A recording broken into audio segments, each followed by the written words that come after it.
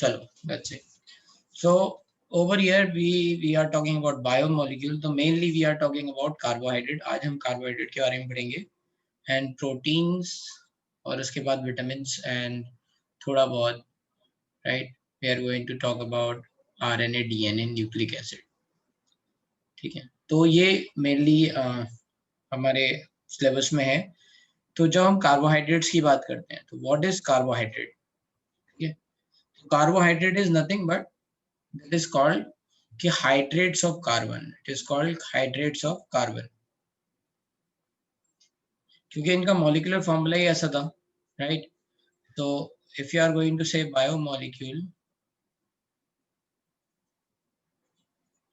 so general formula for carbohydrate was CxH2O whole by, है ना? तो ये सोचा गया कि ये हाइड्रेट्स ऑफ कार्बन है. That's how this is going to form CxH2OY like this, है ना? और ये X और Y सेम भी हो सकते हैं, कुड बी. नहीं, इतना इंपॉर्टेंट नहीं है, जहां जहां पे है मैं बता दूंगा, ठीक है, राइट? तो ये पहले ऐसा बोला गया, then we came to know कि ये जो कार्बोहाइड्रेट्स है, राइट, ये इनके और फॉर्मूले बने, right? So not all those formulas can be satisfied with this. तो मैंने क्या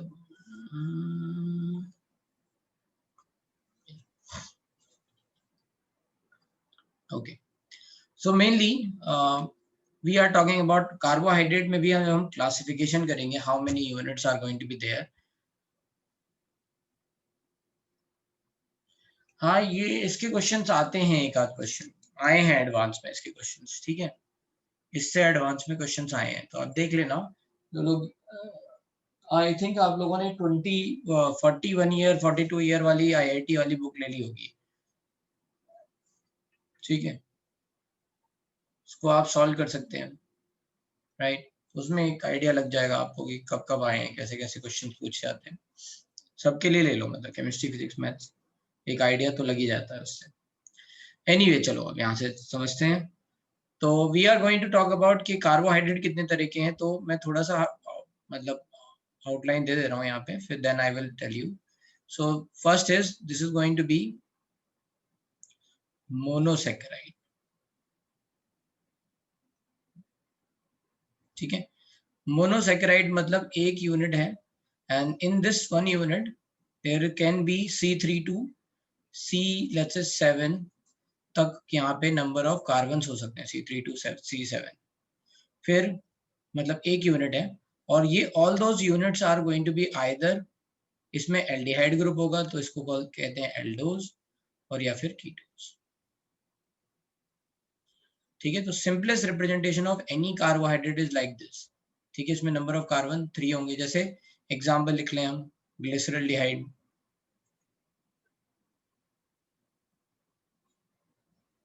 so that is going to be CHO OHH CH2OH. how many carbon are there? 1 2 3, ठीक है. ऐसे ही we can say इरिथोज, थीरियोज, राइबोज, है ना, ऐसे करके. या फिर ग्लूकोज, तो ग्लूकोज का स्ट्रक्चर कैसा है? C4 के लिए अगर देखेंगे then this is going to be, है ना, we are going to have erythrose and threose.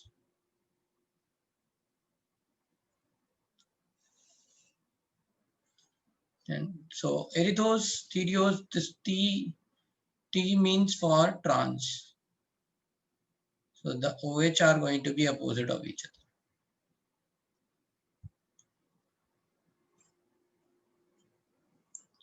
And throws is like this. OH same side. So ऐसे C4 के लिए, C5 के लिए राइबोज, similarly C6 के लिए ग्लूकोज और ग्लूकोज के derivative, like this is going to happen, ठीक है. तो ये मोनोसैकेराइड है, सिंपलेस्ट यूनिट. इसके बाद अगर इसके डाइमर बन जाते हैं then those are called disaccharide, ठीक है. एंड या oligo, sorry not disaccharide, we should say oligosaccharide.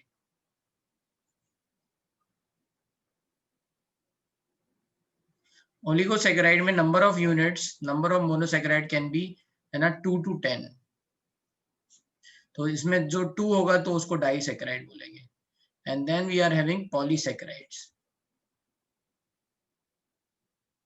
So polysaccharides are having more than 10।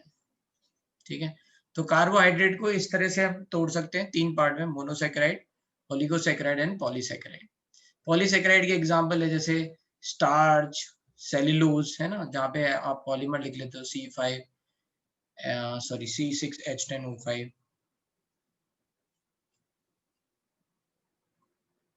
Right.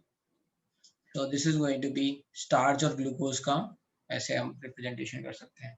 और डाइसैकेराइड के एग्जांपल आपको याद रखने हैं, जैसे सुक्रोज है, माल्टोज है, ठीक है, या फिर sucrose is disaccharide. Sucrose, maltose, lactose, ये सब क्या है, डाइसैकेराइड है। तो ये नाम, कुछ कुछ नाम याद रखने हैं, आगे भी आएंगे उनके, ग्लाइकोसिडिक लिंकेज आएगी तो हम वहां पे देखेंगे। So mainly what I am trying to say कि बायोमोलिक्यूल का एक इंपॉर्टेंट पार्ट है कार्बोहाइड्रेट। कार्बोहाइड्रेट के क्लासिफिकेशन है मोनोसैकेराइड, ठीक है, ओलिगोसैकेराइड एंड पॉलीसैकेराइड। मोनोसैकेराइड में एक यूनिट में 3 से लेके 7 कार्बन हो सकते हैं। इसमें एल्डोज और कीटोज दोनों ग्रुप हो सकते हैं, मतलब एल्डिहाइड और कीटोन ग्रुप हो सकता है। So that's why this is going to be aldose and ketose. कुछ एग्जांपल जहाँ पे एल्डोज हमने देखा, ग्लिसरॉल्डिहाइड, एरिथोज, थीरियोज, है ना, राइबोज, ग्लूकोज। ग्लूकोज का स्ट्रक्चर कैसा होता है?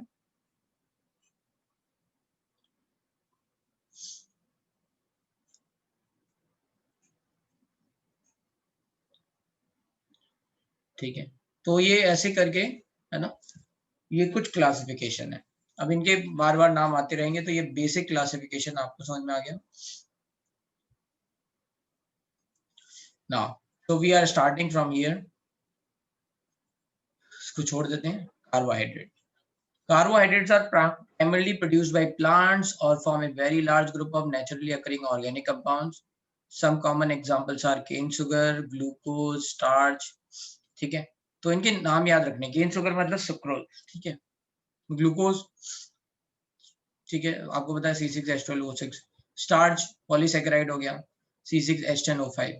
Most of them have general formula CxH2O whole by and were considered as hydrates of carbon. So that's why the name has came from where the name carbohydrate was derived. For example, the molecular formula of C6H12O6 fits into this general formula. अच्छा, यहाँ पे और भी बहुत सारे let's say compound हो सकते हैं जिनमें ये फॉर्मूला फिट हो जाए, बट वो कार्बोहाइड्रेट नहीं है, जैसे एसिटिक एसिड कॉमन एग्जांपल है। This is C2H4O2, but this is not carbohydrate. So, but all the compound which fit into this formula may not be classified as carbohydrate. Acetic acid fits into this general formula, but it is not a carbohydrate. ठीक है, तो carbohydrate होगा तो ये formula होगा, but all those compounds are having this formula is not, are not carbohydrate. Similarly, Rhamnose C6H12O5 is a carbohydrate, but it does not fit into this definition. So they are saying कि देखो इसमें ये formula valid नहीं हो रहा है, right? So a large number of their reaction have shown that they contain a specific functional group, and chemically the carbohydrate may be defined as, तो ये important है, optically active polyhydroxyaldehyde और ketones, ठीक है। पॉलीहाइड्रोक्सी कंपाउंड्स OH रहेंगे और optically active रहेगा, that is either aldehyde or ketones, or the compounds which produces such unit on hydrolysis. तो ये such unit का मतलब क्या है, जैसे पॉलीमर हो जाए कोई, है ना, तो कहीं अगर पॉलीमराइजेशन हो रहा हो तो जब वो ब्रेक होंगे हाइड्रोलिसिस में, तो वो इस तरह के कंपाउंड्स देंगे जिनमें एल्डिहाइड और कीटोन होगा, राइट। आप एल्डिहाइड कीटोन आपका स्टार्ट हो गया क्या अभी? एल्डिहाइड कीटोन कहाँ तक पढ़ चुके हो एल्डिहाइड कीटोन में?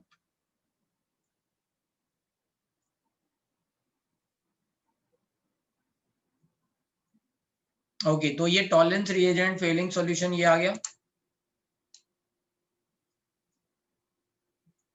अभी तक नहीं आया है, ठीक है। और 2,4-DNP टेस्ट, ओके, बेयर विलेजर, अच्छा। सर ने कंडेंसेशन रिएक्शन स्टार्ट करा दी, हेल्डोल, NH2 नहीं. Okay. Reaction of aldehyde and alcohol पता है आपको? Reaction of aldehyde and alcohol. ठीक है. तो यहाँ पे ये चीजें कुछ कुछ यहाँ पे जरूरत पड़ेंगी क्योंकि यहाँ एल्डिहाइड फंक्शनल ग्रुप है, राइट. Acetal, yes. तो एसिटल लिंकेज बनेगा. तो कुछ बातें ये रहेंगी, कुछ आपको पता है. जहाँ एक दो चीजें नहीं पता होंगी वो मैं बता दूंगा. तो उनमें एक दो चीजें हैं, वो है Tollens reagent and Fehling solution. ठीक है. ये दो सॉल्यूशंस हैं, दोनों के दोनों, right. These are going to reduced by aldehyde. तो अगर एल्डिहाइड अगर कहीं लिखा हुआ है और टॉलरेंस रिएजेंट है, टॉलरेंस रिएजेंट होता है ammoniacal silver.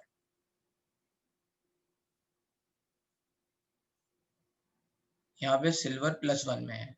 So what will happen? It is going to reduce and this is going to oxidize. So aldehyde can reduce tolerance reagent or you can say tolerance reagent can oxidize aldehyde. ठीक है, RCOOH में. ये जो Ag है इसको बोलते हैं silver mirror, क्योंकि इस Ag जो है वो, अगर आप देखो तो मिरर पे जो पीछे कोटिंग करते हैं, राइट, वो सिल्वर की होती है ताकि वो जो है रिफ्लेक्ट कर पाए, है ना, इमेज बना पाए. सो दैट इज, और सिल्वर मिरर वहां पे इसको इस तरह से भी बोलते हैं. So this is going to be grey colour, grey PPT, right. तो ये एक तो ये हो गया टॉलरेंस रिएजेंट, जहां पे भी एल्डिहाइड ग्रुप होगा वहां पे. दूसरा है फेलिंग सॉल्यूशन. तो फेलिंग सॉल्यूशन केवल और केवल एलिफेटिक एल्डिहाइड के साथ रिएक्शन देता है, ओनली एलिफेटिक, एरोमेटिक नहीं देता है. ठीक है. तो ये डिफरेंस है. मान लो कहीं पे लिखा है कि any aldehyde which gives positive test with tolerance reagent but negative test with failing solution, इसका मतलब क्या है कि वो एरोमेटिक एल्डिहाइड है. ठीक है. और अगर दोनों के साथ दे रहा है पॉजिटिव तो उसका मतलब क्या है कि वो एलिफेटिक एल्डिहाइड है. ये बात समझ में आ रही है? ठीक है. तो वहां पे क्या होता है इसमें फेलिंग सॉल्यूशन में बेसिकली 2 सॉल्यूशन होते हैं, ए और बी. इन दोनों को एक साथ रखते हैं. तो Fehling solution A and Fehling solution B. Anyway, what is the important thing कि फेलिंग सॉल्यूशन ए में तो CuSO4 का सॉल्यूशन होता है, मतलब Cu जो है वो 2+ में होता है. और बी सॉल्यूशन जो इन दोनों को मिक्स करके बनाते हैं फेलिंग सॉल्यूशन, बी जो होता है उसमें सोडियम रोचलेस सॉल्ट बोलते हैं या फिर सोडियम के टार्ट्रेट, सोडियम पोटेशियम के टार्ट्रिक एसिड रहते हैं. तो कुल मिला के ये जो Cu2+ है, this is also going to be reduced to Cu+1. Cu2 वो बनाता है यहाँ पे. So this is red PPT. अब यहाँ इंपॉर्टेंस क्या है, जो भी कार्बोहाइड्रेट है ना, जो भी कार्बोहाइड्रेट इसको टॉलरेंस रिएजेंट और फेलिंग सॉल्यूशन को रिड्यूस कर देते हैं, उनको बोलते हैं रिड्यूसिंग शुगर्स, है ना. कार्बोहाइड्रेट को एक नाम और बोलते हैं क्योंकि वो खाने में टेस्ट में थोड़ा मीठा रहते हैं, राइट. सो दैट्स व्हाई इनको शुगर्स भी बोलते हैं, है ना. तो अब यहाँ पे थोड़ा कंफ्यूज मत होना, है ना. Sucrose is like cane sugar. Normal sugar का मतलब क्या है, ऑल कार्बोहाइड्रेट्स. ठीक है. जैसे नॉर्मली हम शुगर का मतलब क्या बोलते हैं, सुक्रोज. बट यहाँ पे शुगर का मतलब क्या है, यहाँ पे शुगर का मतलब ये है जितनी भी कार्बोहाइड्रेट फैमिली है वो. उसमें भी कुछ केसेस ऐसे हैं जहाँ पे, राइट, सारे के सारों का टेस्ट स्वीट नहीं आता है, राइट. तो anyway, what I am trying to say is कि शुगर का मतलब है एक तरह से कार्बोहाइड्रेट. और जो भी ऐसे एल्डिहाइड या कीटोन्स हैं, अच्छा यहाँ पे एक इंपॉर्टेंट बात है, कीटोन जिन फंक्शनल ग्रुप में भी है वो भी टॉलरेंस रिएजेंट को रिड्यूस कर देते हैं. अब ये सब बातें आपको थोड़ी सी और लग रही होंगी कि एल्डिहाइड का अभी सर ने बताया और यहाँ पे कीटोन ग्रुप भी क्यों कैसे हो रहा है. तो होता ये है कि कीटोन और एल्डिहाइड आपस में टॉटोमेरिज्म में जाते हैं. तो जैसे एक एग्जांपल में मैं यहाँ पे बता देता हूँ, glucose is CHO.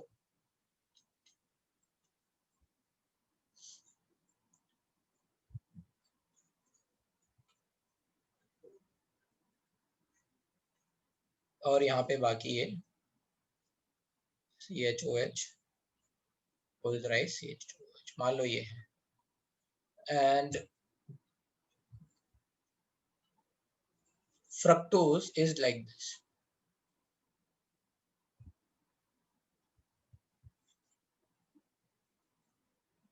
So this is not important right now, है ना, ये वाला पार्ट दोनों में सेम ही है. So this is glucose and this is fructose.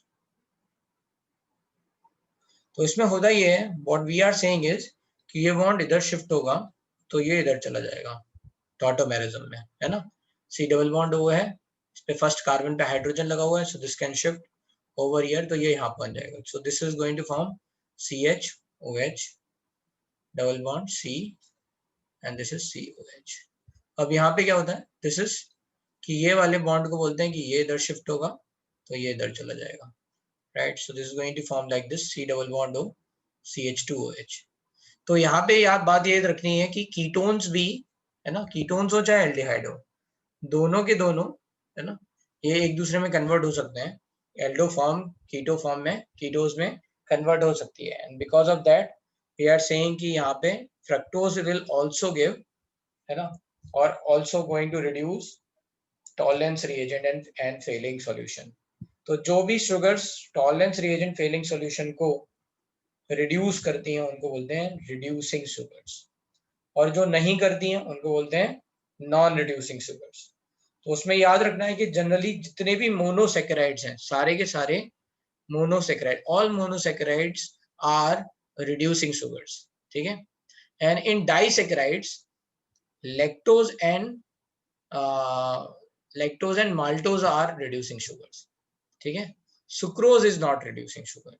अब ये सब बातें आपको थोड़ा थोड़ा आगे धीरे धीरे बताते जाएंगे. तो अभी जो हमने इन्हें समझाया वो क्या है, पहले मैंने समझाया है कि Tollens reagent and Fehling solutions are reduced by aldehyde functional group, ठीक है. अगर आप एल्डिहाइड कीटोन चैप्टर की बात करेंगे तो ketone does not do, but in this chapter, है ना, एल्डोज एंड कीटोज चाहे कोई भी हो, कार्बोहाइड्रेट हो, मोनोसेकेराइड हो, both can reduce Tollens reagent, ठीक है. उसका रीजन क्या है, ये टॉटोमेरिज्म. समझ में आया ये यहाँ से, इसमें किसी को कोई दिक्कत. Fehling solution is Cu2+ salt का. Cu2+ का अगर सॉल्ट होगा तो उसको बोलेंगे फेलिंग सॉल्यूशन, ठीक है. तो अब चलते हैं आगे. सो राइट यहाँ पे ओके.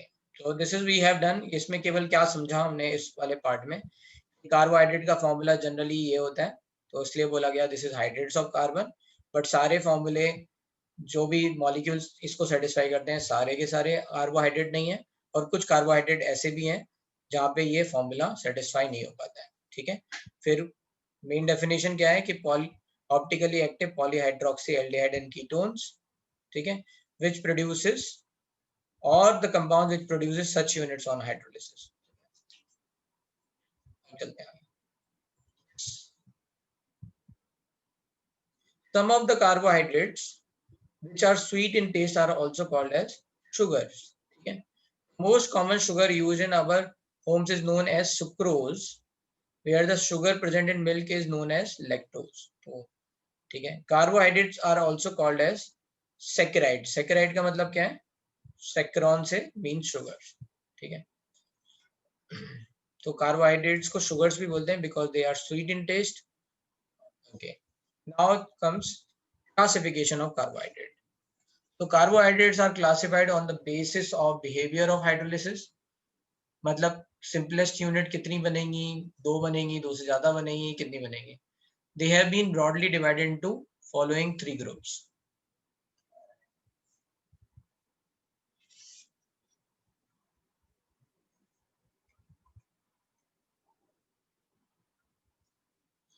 फ्रूट्स में जो शुगर होता है that is fructose, right, correct. Fruits में फ्रक्टोज होता है. They have been broadly divided into following three types. तो पहला है मोनोसेक्राइड. मोनोसेक्राइड मतलब सिंपलेस्ट यूनिट, हाइड्रोलिसिस होने पे ये फर्दर नहीं ब्रेक होगा, है ना. So carbohydrate that can not be, और हम कह सकते हैं कि उसका हाइड्रोलाइज ही नहीं होगा, है ना, सबसे सिंपलेस्ट यूनिट है तो ब्रेक ही नहीं होगा. इसका मतलब क्या है, that is not going to hydrolyse. तो carbohydrate that can not be hydrolyse further to give simpler unit of polyhydroxyaldehyde and ketone is called monosaccharide, ठीक है. तो जो सबसे छोटी और सिंपलेस्ट यूनिट है उसको बोलेंगे मोनोसेकेराइड.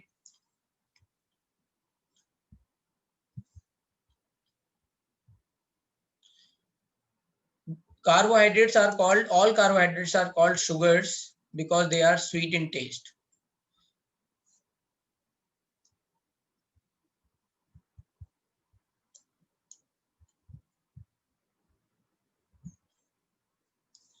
Okay, so हाँ ठीक है. A carbohydrate that cannot be hydrolyzed further to give simpler unit of polyhydroxyaldehyde or ketone is called monosaccharide. About 20 monosaccharides are known to occur in nature. Some common examples are glucose, fructose, ribose. तो ये आपको याद रखना है, ठीक है. तो यहाँ पे कुछ जो स्ट्रक्चर हैं वो याद रखने हैं, जैसे मैंने पहले बताया था. Just remember glyceraldehyde.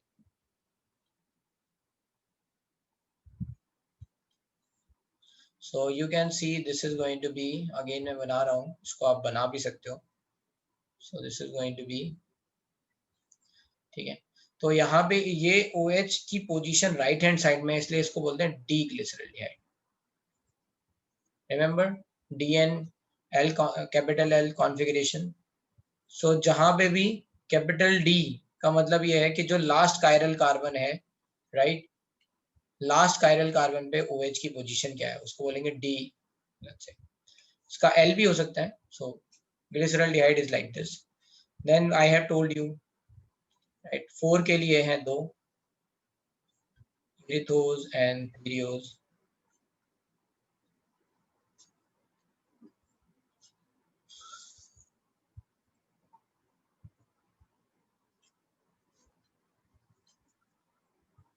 Iridose is like this.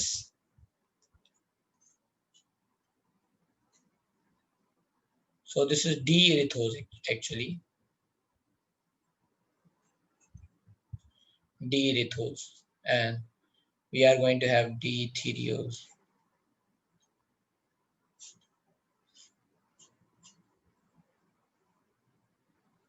इनके स्ट्रक्चर पूछ लिए जाते हैं कई बार, which of the following is D. So that's why I am telling you. So remember ये L बन गया, sorry, गलती से. Okay, OH, OH, H. So T for trans, ऐसे याद रख लेना है. T for theriose, ठीक है. राइबोज, राइबोज जो यूज होता है RNA वगैरह में, right? So that is going to be 5 CHO, CH2OH. This is OH, OH, OH. This is ribose, and this is D-ribose, and this is deoxyribose. Deoxyribose का मतलब क्या होता है, एक ऑक्सीजन हटा दो तो ये कायरल नहीं रहेगा. So it is going to be HH.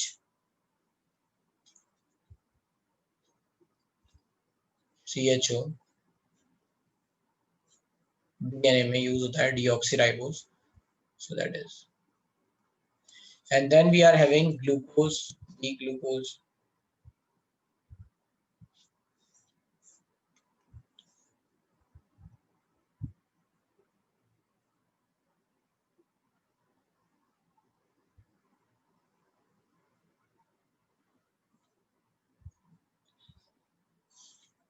तो अपना नाम लेके आओ ना, ये जो भी है विदाउट नेम, राइट, अपना नाम, अपने नाम से आओ, doesn't matter. Okay. D glucose,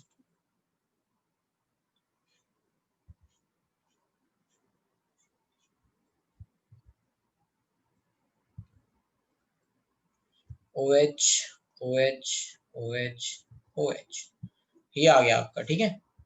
so this is going to be D glucose. ये सब मोनोसैकेराइड है,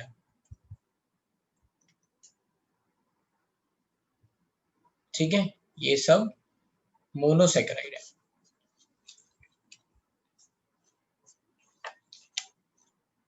ठीक है, तो अगर इनको ड्रॉ कर रहे हो तो जल्दी से ड्रॉ कर दो. फ्रक्टोज भी लिख लेते हैं, डी फ्रक्टोज.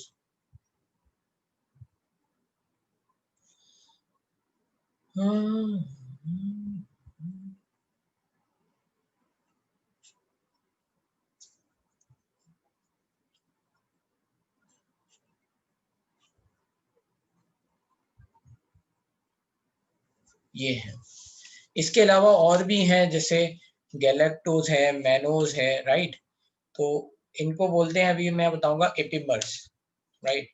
तो एपिमर्स क्या होते हैं? एक टाइप के इनेंशियोमर्स होते हैं, जिनमें केवल और केवल एक स्पेसिफिक कार्बन पे, है ना, कॉन्फ़िगरेशन चेंज होता है, बस केवल एक स्पेसिफिक कार्बन पे। ठीक है। तो जैसे अगर मैं यहाँ पे टर्म लिख दूं, right, C2 epimer of glucose is mannose। C2 का मतलब क्या है? 1 2 3 4 5 6। तो सेकंड पे बस पोजीशन चेंज कर दो, ठीक है।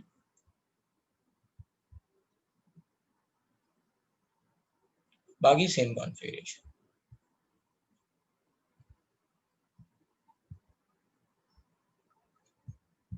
ठीक है, ये हो गया। ऐसे ही C3 epimer, C3 epimer is, this is mannose।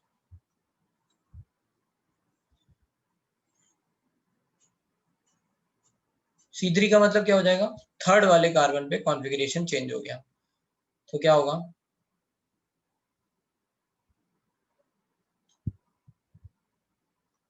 इसको बोलते हैं एलोज।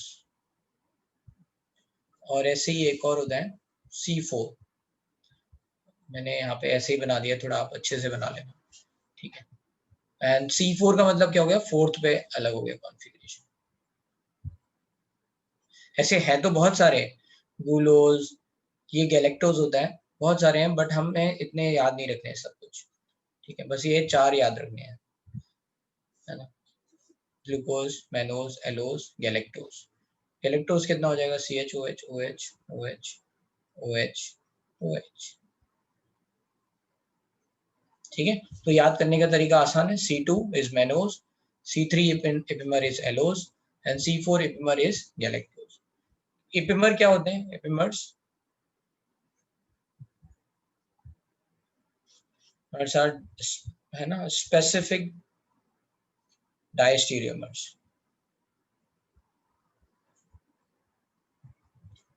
Specific diastereomers where, hmm,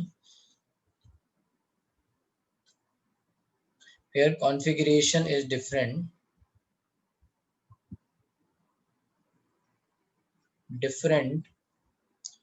only at one carbon, one chiral carbon। ठीक है, तो इसके बारे में थोड़ा और आगे हम देखेंगे, right. So all these R D, है ना, डी, ये सब डी है, इनके एल भी बन सकते हैं। एल बनेंगे तो क्या होगा? ये कंप्लीट अपोजिट हो जाएगा, है ना, सारे OH लेफ्ट हैंड साइड में आएंगे, राइट। ऐसा नहीं है केवल लास्ट वाला, है ना, लेफ्ट हैंड साइड में आएगा। अच्छा, एक और बात ना, थोड़ा यहाँ से पुराने से समझते हैं। जैसे मान लो अभी आपने ग्लिसरल्डिहाइड देखा आपने, है ना। Before we will start all those theory, थोड़ा यहाँ पे और समझ लेते हैं। तो यहाँ पे एक ही कायरल कार्बन है, तो दो कॉन्फ़िगरेशन हो सकते हैं। So this is going to be, है ना, ऐसे, ये डी ग्लिसरल्डिहाइड हो गया, ये एल ग्लिसरल्डिहाइड हो गया। ठीक है। अब मान लो हमने ये फिक्स रख लिया यहाँ, है ना, एक कायरल है, हमने एक CHOH और बढ़ा दिया।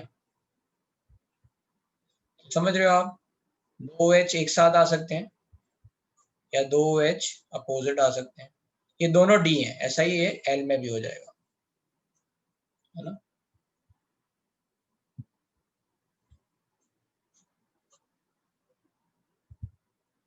ये लास्ट वाला यहाँ पे लेफ्ट हैंड साइड में है, यहाँ पे लास्ट वाला राइट हैंड साइड में। तो दो कायरल सेंटर कितने आ गए? ये 4। ठीक है। इसको क्या बोलेंगे? D erythrose, D threose, L erythrose, L threose, like this. फिर हमने एक और डाल दिया इसमें ऐसे, तो क्या हो सकता है? फिर ऐसे कॉन्फ़िगरेशन आपके बढ़ते जाएंगे। समझ में आ रहा है? ऐसे यहाँ पे भी दो आ जाएंगे। जहां पे आपका ये OH नीचे वाला फिक्स है, ठीक है। अब ये OH इधर था तो एक OH इधर आ सकता है या एक OH इधर आ सकता है, ऐसे आप कॉन्फ़िगरेशन बना सकते हो, है ना। यहाँ ये 2 OH फिक्स हैं तो एक OH ऐसे आ सकता है और एक, इन सब के नाम है ना, हमें पढ़ने की जरूरत नहीं है, ठीक है। फिर आप इसमें फिर से आप एक और डाल दोगे तो, है ना, ऐसे फिर ये 2 में टूट जाएंगे तो कितने बन जाएंगे, 8 बन जाएंगे। तो 8 में हमने 4 सीख लिए, है ना, 4। ग्लूकोज, मैनोज, है ना, एलोज, गैलेक्टोज और भी होते हैं, बाकी सब की जरूरत नहीं है, राइट। थोड़ा समझ में आया ये सब। सर डी, मतलब डी या एल कॉन्फ़िगरेशन हमेशा लास्ट वाले से ही देखेंगे, हाँ हमेशा लास्ट वाले से, ठीक है, ठीक है, हमेशा लास्ट कायरल कार्बन से देखना है। तो अब चलते हैं यहाँ पे, ये थोड़ी बहुत ऐसी इंफॉर्मेशन आपको आइडिया लग गया कि कितने, अच्छा आगे हम एक और बात बताएंगे। यहाँ पे अगर ये ओपन चेन स्ट्रक्चर है, ग्लूकोज का ओपन चेन स्ट्रक्चर है, मतलब ये साइक्लिक नहीं है, तो इसमें कितने कायरल कार्बन है, 4। तो कितने आइसोमर्स बन सकते हैं, 16, 2⁴ इज 16। उन 16 में 8 तो होंगे डी शुगर और 8 होंगे एल शुगर। ये 8 आपको दिख गए यहाँ पे, राइट। ये ओपन चेन स्ट्रक्चर में कितने कायरल कार्बन है, राइट, 4 हैं, तो उसके हिसाब से 1 2 3 4 5 6 7 8, ऐसे 8 डी शुगर बनेंगे, 8 एल शुगर बनेंगे, ठीक है। इतना समझ में आ रहा है। C3 एपिमर में सबसे ज्यादा इंट्रा मॉलिक्यूलर हाइड्रोजन बॉन्डिंग रहेगा क्या? एक्चुअली अभी मैं आपको इसका साइक्लिक स्ट्रक्चर बताऊंगा, तब आपको और ये इंटरमॉलिक्यूलर हाइड्रोजन बॉन्डिंग इन सबके बारे में आप इमेजिन कर सकते हो, राइट, ठीक है। वैसे सब में ही रहेगा क्योंकि पॉलीहाइड्रोक्सी कंपाउंड है, तो that is going to remain in every, let's say OH group, hydrogen bonding तो रहना ही है। Anyway, so about 20 monosaccharides are known to occur in nature. Some common examples are glucose, fructose and ribose. Okay. Oligosaccharides, carbohydrate that yield 2 to 10 monosaccharides units on hydrolysis are called oligosaccharides. अब इसमें इनको फिर से classify करना है। They are further classified as disaccharides, trisaccharides, tetrasaccharides, etc. Depending upon the number of monosaccharide they provide on hydrolysis. तो कितने यहाँ पे ये monosaccharide दे रहे हैं, एक यूनिट कितने दे रही है, अगर 2 दे रही है तो फिर डाइसेक्राइड, 3 दे रही है तो trisaccharide, like this.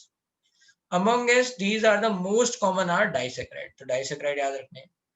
The two monosaccharides units are obtained on hydrolysis of disaccharides may be same or different, मतलब ये कह रहे हैं कि जब ये टूटेगा तो हो सकता है कि अलग अलग यूनिट्स मिले या फिर सेम यूनिट मिले। For example, sucrose on hydrolysis gives 1 molecule each of glucose and fructose। तो सुक्रोज से क्या मिलता है आपको ये शायद पहले भी पता है, we are getting 1 glucose and 1 fructose, और माल्टोज से दोनों ग्लूकोज मिलते हैं, है ना। Where maltose gives 2 molecules of glucose only,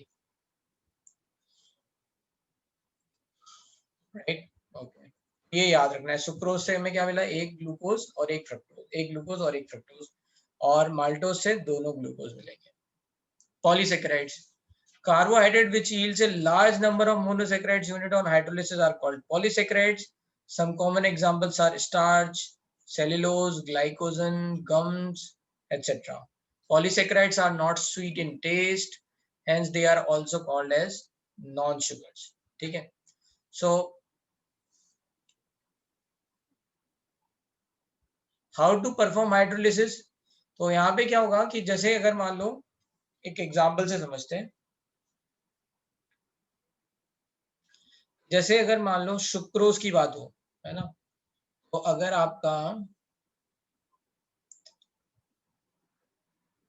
एक मिनट, उसके लिए मुझे साइक्लिक स्ट्रक्चर बनाना पड़ेगा।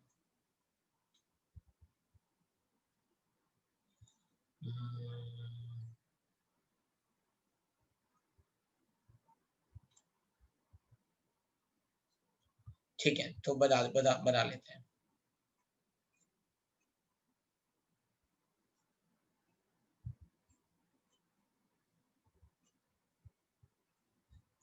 तो आप लोगों ने ये पढ़ रखा है कि अल्कोहल की रिएक्शन होती है एल्डिहाइड से, तो यहाँ पे क्या होगा, इस अल्कोहल की रिएक्शन एल्डिहाइड से होगी तो क्या बनेगा, जब इस एल्डिहाइड ग्रुप से इसकी रिएक्शन होगी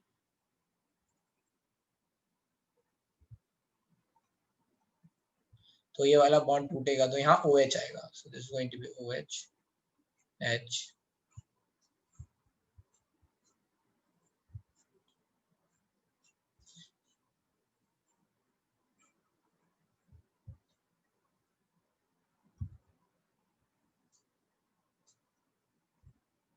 तो इस तरह का कुछ स्ट्रक्चर बनेगा, ठीक है, इस तरह का।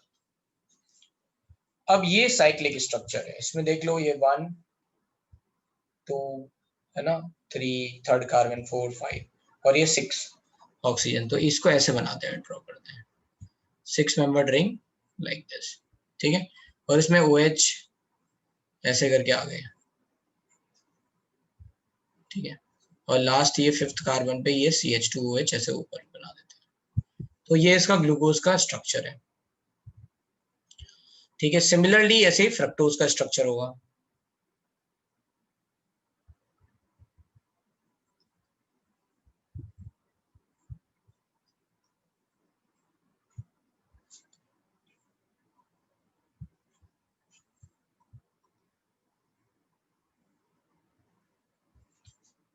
and this is going to be like this।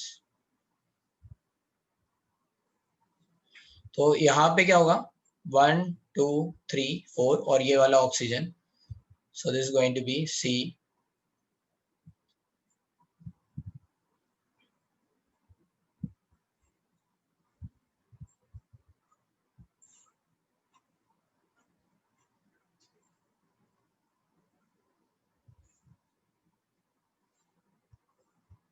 so this is forms like this, ये बनता है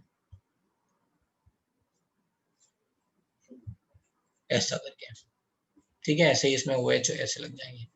तो अब ये जो दो OH ग्रुप है ना, यहाँ पे अगर ये दोनों OH ग्रुप आपस में कंबाइन होके ईथर लिंकेज बना लें तो ये क्या बन जाएगा, सुक्रोज, ठीक है, ये स्ट्रक्चर है। तो जब हाइड्रोलिसिस हो रही है तो क्या हो रहा है, ये बॉन्ड ब्रेक हो रहा है, ऐसे ये जो जो ईथर लिंकेज है ये ब्रेक हो रहा है, इसको ग्लाइकोसिडिक लिंकेज भी बोलते हैं, and that's how it is giving है ना ग्लूकोज एंड फ्रक्टोज ऐसा। तो इस पे थोड़ी देर में फिर से आएंगे। तो जब हाइड्रोलिसिस हो रही है इसका मतलब क्या है, इनके बीच के ईथर लिंकेज टूट जा रहे हैं, and that's why these are giving glucose and fructose या फिर ग्लूकोज एंड ग्लूकोज जो भी होगा, देखिए, राइट। तो polysaccharides are non sugars, right, carbohydrate may also be classified as either reducing or non reducing sugars। अब ये टर्म मैंने बता दिया, reducing का मतलब है those are going to let's say reduces tolerance reagent and failing solution, उनको reducing sugars बोलेंगे। कौन है ऐसे, all monosaccharides and disaccharides में सुक्रोज नहीं है, बाकी let's say lactose and maltose both are going to let's say reduce tolerance reagent। So all those carbohydrate which reduces failing solution and tolerance reagent are referred as reducing sugars। All monosaccharides whether aldose or ketose are reducing sugars, ठीक है। तो ये important बात है, generally ketone do not reduces tolerance reagent और failing solution, but यहाँ पे कीटोज क्यों कर पा रहे हैं, क्योंकि दे आर इन टॉटोमेरिज्म, ठीक है। So in disaccharides, if reducing sugar, reducing group of monosaccharides or aldehydic or ketonic group are bonded, then these are non-reducing sugars, ठीक है। तो हो ये रहा है कि अगर मान लो स्ट्रॉन्ग वाला है, एसिटल लिंकेज बन जा रहा है ना, ऐसा मतलब ऐसा लिंकेज जो ब्रेक होने पे है ना, जो ब्रेक होने पे एल्डिहाइड और कीटोनिक ग्रुप ना दे, राइट, स्ट्रॉन्ग हो, तो वहां पे फिर क्या होगा, that is not able to reduce Tollens reagent, तो इसलिए इनको बोलते हैं, जहां पे भी ऐसा नहीं हो पाता है, those are called non reducing sugars. जैसे मैं थोड़ा यहाँ समझाता हूँ, आगे स्ट्रक्चर होगा, मैं क्या कहना चाह रहा हूँ, ग्लूकोज का स्ट्रक्चर कहाँ है, ये ठीक है, ये है सुक्रोज का स्ट्रक्चर। ओके, ये वाले कार्बन पे ये ऐसे ये एसिटल लिंकेज है। जब आप इसको ब्रेक करोगे, है ना, तो यहाँ पे ये वाला क्या है आपका, कार्बन एक ऑक्सीजन से जुड़ा हुआ है, ओ आर, एक तरह से ओ आर से जुड़ा हुआ है, और यहाँ वाला भी कार्बन एक तरह से एक ओ आर से जुड़ा हुआ है ना, सी ओ आर, ओ आर, ठीक है। सो it is attached like this, ये वाला कार्बन, या फिर इसके कंपैरिजन में भी देख लो तो ये ओ आर ऐसे जुड़ा हुआ है और यहाँ से भी ओ आर है, तो O R this is acetal linkage, strong, थोड़ा स्ट्रॉन्ग लिंकेज होता है, जल्दी ब्रेक नहीं होता है, ठीक है। ये बात आपको समझ में आ रही है, राइट, ओवर हियर, ठीक है। तो बिकॉज ऑफ दैट कभी कभी ऐसा होगा कि ये ऐसा कुछ बनेगा, then it is not able to that's it reduce the Tollens reagent, क्योंकि ये ब्रेक होके फिर से एल्डिहाइड या कीटोन में नहीं जा रहा है, राइट। सो ओके, चलो यहाँ पे चलते हैं नेक्स्ट।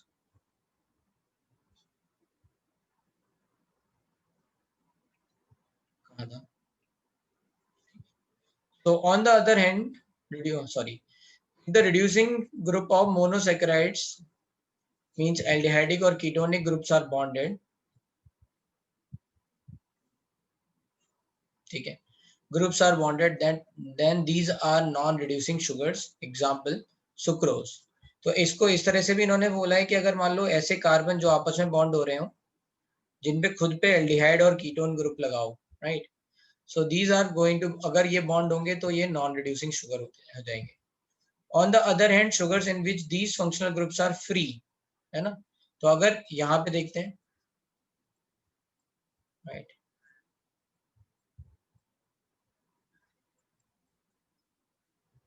ठीक है। तो अब यहाँ पे क्या है, ये इसको मत देखो, ठीक है, इस वाले का ये तो यहाँ पे जुड़ा हुआ है, बट इस वाले कार्बन को देखो, इस पे एक ओ आर लगा हुआ है इधर से, सी ओ आर, और एक यहाँ पे ओ एच लगा हुआ है ना, यहाँ पे दोनों ऐसे कार्बन थे, राइट, यहाँ पे दोनों ऐसे कार्बन थे जिसपे सी ओ आर और ये ओ आर लगा हुआ था, ठीक है, इस वाले कार्बन पे भी ओ आर और इधर ओ आर लगा हुआ था, बट यहाँ पे क्या है, O R and O H लगा हुआ है, तो this is hemiacetal linkage. तो जहाँ पे हेमी एसिटल लिंकेज बनती है वहां पे क्या होता है, वो अनस्टेबल होती है, फिर से टूट जाता है, आपने पढ़ा होगा ये। तो यहाँ पे आपको फ्री एल्डिहाइड और कीटोन ग्रुप मिल जाएगा which can reduce it's tolerance reagent. समझ में आया ये, किसी को दिक्कत? यहाँ पे भी देख सकते हैं, जैसे इसका इस कार्बन का यहाँ पे ओ आर ऐसे जुड़ा हुआ है और यहाँ पे भी ये ओ और फिर ये आर जुड़ा हुआ है, बट ये वाले कार्बन को देखो फिर से, इस पे ओ आर है और ओ एच है ना, तो ये हेमी एसिटल लिंकेज है। तो लैक्टोज तो याद रखना है, अगर आप इन सब बातों को इजीली समझना चाहते हो तो आप केवल इतना याद रखोगे, sucrose is not going to reduce Tollens reagent and failing solution, lactose and maltose will let's say reduce। यहाँ तक कोई प्रॉब्लम समझ में आया?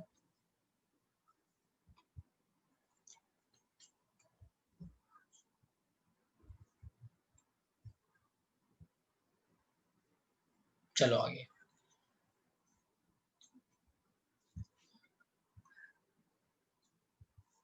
So on the other hand, with these functional group are free are called reducing sugars, for example maltose and lactose।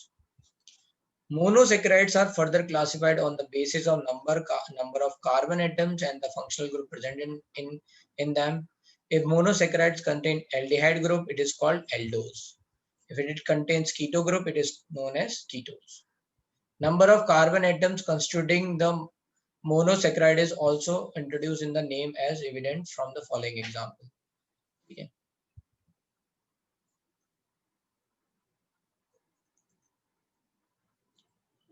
Non reducing sugar, क्या question क्या है तुम्हारा, the point of non reducing sugar. तो मैंने बोला ना कि जहां पे, राइट, एल्डिहाइड और कीटोन ग्रुप आपस में कंबाइन है, ठीक है, तो वहां पे क्या होगा, मतलब those are going to, ठीक है, those are going to form acetal linkage that is stronger. अगर कहीं पे भी ये एल्डिहाइड और कीटोन ग्रुप थोड़े से फ्री हैं, जो हेमी एसिटल लिंकेज बना रहे हैं, तो वो जल्दी से, हेमी एसिटल लिंकेज जल्दी से टूट जाता है, और जल्दी से टूटने के कारण क्या होता है कि ये that can have free aldehyde or ketone group and that can reduces tolerance reagent। मेरी ये बात समझ में आ रही है? ठीक है, तो ये जैसे मान लो यहाँ पे ये वाला कार्बन है, ठीक है, जो एल्डिहाइड ग्रुप बना रहा था, राइट, ये वाला, इसका ये OH है,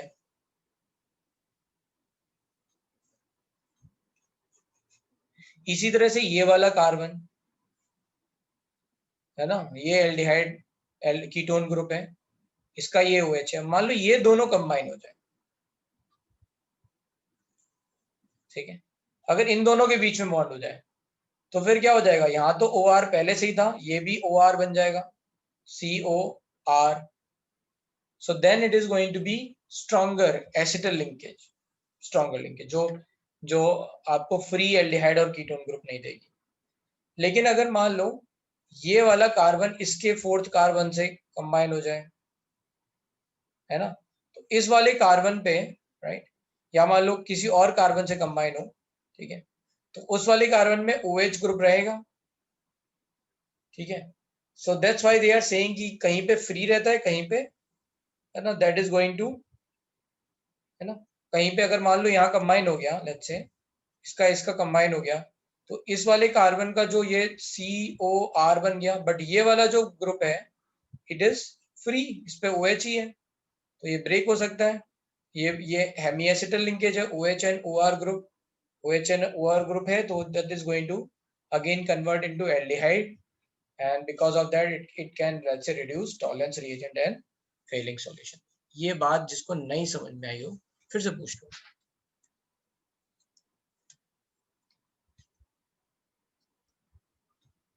समझ में आई देन से यस, क्योंकि मुझे कोई आइडिया नहीं लग रहा है।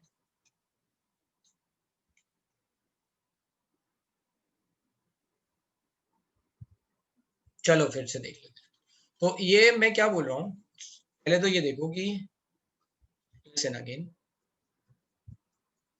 ये मैंने एक स्ट्रक्चर बनाए थे, मैं ये कह रहा हूँ मान लो ये दोनों आपस में कंबाइन हो गए, है ना, कैसे, ये OH ग्रुप आपस में कंबाइन होके H2O दे दिया, है ना, जैसे मैंने यहाँ पे बोला था, ये OH ग्रुप, है ना, कंबाइन हो गए।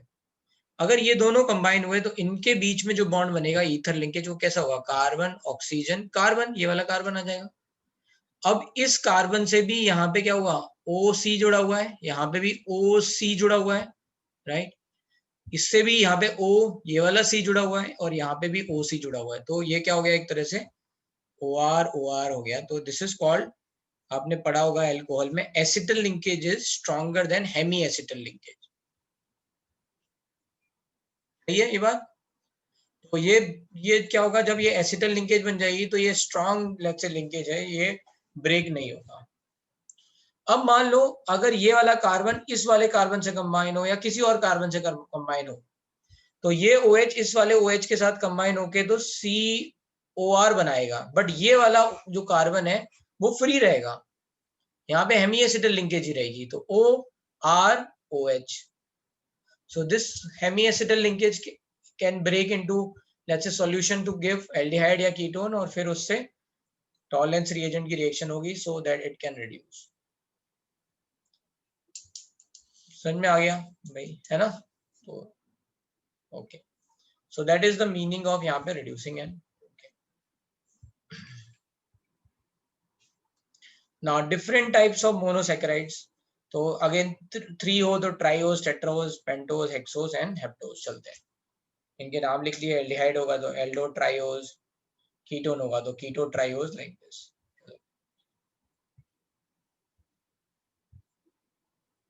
अब बात करते हैं जो इसमें सबसे इंपॉर्टेंट है, that is glucose. So glucose occurs freely in nature as well as in combined form, and it is present in sweet fruits and honey. Ripe grapes also contains glucose in large amount. It is prepared as follows। तो ये तो nature से मिल रहा है, अगर हमें बनाना हो laboratory वगैरह में तो कैसे बना सकते हैं हम, सुक्रोज की हाइड्रोलिसिस करा सकते हैं, है ना, इन्वर्टेज वाला, जैसे बैक्टीरिया डाल के, या फिर केमिकली हाइड्रोलाइज करा सकते हैं. So if sucrose is boiled with dilute HCl or H2SO4 in alcoholic solution, glucose and fructose are obtained in equal amounts. ठीक है, तो यहाँ पे ग्लूकोज एंड फ्रक्टोज मिल गए. या फिर we can from the starch we can do, from starch commercial glucose is obtained by hydrolysis of starch by boiling with dilute H2SO4. तो इसकी हाइड्रोलिसिस करेंगे तो हमें ग्लूकोज मिल जाएगा. तो यहाँ याद रखने वाली बात यह है कि सेल्यूलोज या स्टार्च से हमें केवल और केवल ग्लूकोज मिलता है. ठीक है, सुक्रोज से ग्लूकोज प्लस प्लस फ्रक्टोज मिलता है. होता यह है स्टार्च एंड सेल्यूलोज से माल्टोज बनता है, एंड माल्टोज से फिर केवल और केवल ग्लूकोज आता है, एंड माल्टोज ब्रेक होकर केवल ग्लूकोज देता है. तो this is what you have to remember कि सेल्यूलोज और स्टार्च जो है वो ग्लूकोज के पॉलीमर है. ठीक है,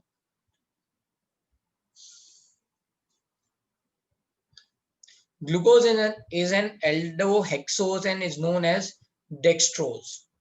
dextrose का मतलब क्या है? ठीक है, डेक्स्ट्रोरोटेटरी. डेक्स्ट्रोज का मतलब क्या है? डेक्स्ट्रोरोटेटरी मतलब ये लाइट को जनरली, है ना, राइट हैंड साइड में घुमाएगा. It is the monomer of many of the larger carbohydrate, namely starch, so cellulose. It is probably the most abundant organic compounds on earth. Okay, it was assigned the structure given below on the basis of following evidence. तो इसका structure कैसे निकाला? Experimental evidence से. तो हमें ये पता चल गया कि ये CHO, CHOH ये कैसे पॉलीहाइड्रोक्सी ग्रुप है, ये कैसे पता चले, right? How we came to know कि ये इतना पॉलीहाइड्रोक्सी ग्रुप है, क्या है ना? क्योंकि जैसे अगर आपको केवल इतना पता है कि फ्रूट्स में होता है, तो आप उसको जो भी है फ्रूट्स को से ग्लूकोज निकालोगे और फिर सोचोगे कि इसका स्ट्रक्चर क्या होगा. तो you that structure will be based on some experimental, let's say, evidences. That is what we are doing. Its molecular formula was found to be C6H12O6. और अगर हमने मान लो यहाँ पे क्या किया, इसकी रेड फॉस्फोरस HI से रिएक्शन करा दी. ठीक है, तो रेड फॉस्फोरस HI क्या करते हैं, इसको, है ना, सबको एल्केन में कन्वर्ट करते हैं. कोई भी फंक्शनल ग्रुप होगा तो सबको एल्केन में कन्वर्ट होगा. तो ये एल्केन मिल गया, तो वहां से हमें पता चला अच्छा हेक्सेन मिल रहा है, मतलब इसमें 6 carbon. So on prolonged heating with HI, it forms N-hexane, suggesting that all the 6 carbon atoms are linked in a straight chain. ठीक है, ये हो गया. फिर ग्लूकोज रिएक्ट्स विद हाइड्रोक्सिलामाइन. हाइड्रोक्सिलामाइन से रिएक्शन हो रही है, इसका मतलब क्या है, इसमें एल्डिहाइड ग्रुप है, to form an enzyme and adds a molecule of hydrogen cyanide to give cyanohydrin. Another confirmation is कि ये HCl से रिएक्शन करता है and it is going to form cyanohydrin. तो फिर ये क्या कंफर्म कर रहा है, that is confirming कि यहाँ पे CHO group. These reaction confirms the presence of carbonyl group in glucose. ठीक है, now next, glucose gets oxidized to 6 carbon carboxylic acid, that is gluconic acid. ठीक है, यहाँ पे याद रखना है कि केवल ये एल्डिहाइड है ना, केवल यही ऑक्सीडाइज होके COOH में कन्वर्ट हो रहा है, सारे के सारे अल्कोहल ऑक्सीडाइज नहीं हो रहे हैं, right? So it is forming 6 carbon carboxylic acid, that is forming gluconic acid on reaction with mild oxidising agent like bromine water. तो हमने यहाँ पे we have taken mild oxidizing agent which is able to oxidize aldehyde to carboxylic acid. This indicate the carbonyl group is present as an aldehydic group. तो इन दोनों बातों से ये confirm हो गया कि यहाँ पे एल्डिहाइड ग्रुप होगा, क्योंकि this is going to form enzyme, cyanohydrin मिल रहा है और फिर यहाँ से COOH मिल रहा है. और ये बात भी कंफर्म हो गई इसमें 6 कार्बन है. अब ये कैसे कंफर्म होगा कि इसमें 5 OH है? इसकी एसिटिक एसिड या फिर किसी भी एसिड डेरिवेटिव से रिएक्शन कराएंगे तो इससे एस्टर फॉर्मेशन होगा, अल्कोहल और एसिड की रिएक्शन. उससे आइडिया लगेगा कितने हाइड्रोक्सी ग्रुप है. यहाँ पे लिखा हुआ है acetylation of glucose with acidic anhydride gives glucose pentacetate. क्यों? क्योंकि 5 OH है तो फिर क्या होगा यहाँ पे, अगर मैं इसकी एसिडिक एनाइड्राइड से रिएक्शन करा दूंगा या फिर एसिटिक एसिड या फिर एसिड हैलाइड, किसी से भी रिएक्शन करा था तो फिर क्या होता है यहाँ पे, ये तो हट गया, ठीक है। ये आपका CH3OH इसके साथ रिएक्ट करके ये OCOCH3 बना रहा है. So this is forming pentacetate, which confirms the presence of 5OH group. Since it exists as a stable compound, 5OH group should be attached to different carbon atom. ये क्या, इसका मतलब क्या है कि ये कह रहे हैं कि ये exist as a stable compound. इससे ये वो कंफर्म हो रहा है कि एक कार्बन पे 2 OH नहीं हो सकते. एक कार्बन पे 2 OH होंगे तो फिर क्या होगा, जेमडाइऑल बन जाएगा, और जेमडाइऑल्स अनस्टेबल्स होते हैं. तो ये कह रहे हैं दीज आर स्टेबल, तो all OH should be attached to different carbon. Acetylation का मतलब क्या है, एसिटाइल ग्रुप है ना. एसिड मतलब 2 कार्बन, एसिटिक एसिड. एसाइलेशन का मतलब क्या होता है, कोई भी R हो सकता है. The difference here is acylation is RCO, acetylation मतलब CH3CO.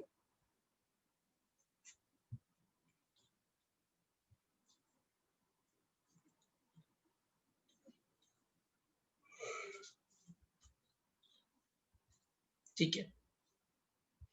On oxidation with nitric acid, glucose as well as gluconic acid both yields dicarboxylic acid, that is called saccharic acid. तो यहाँ याद रखना है कि HNO3 के प्रेजेंस में ये वाला कार्बन और ये वाला कार्बन दोनों ऑक्सीडाइज हो जाएंगे.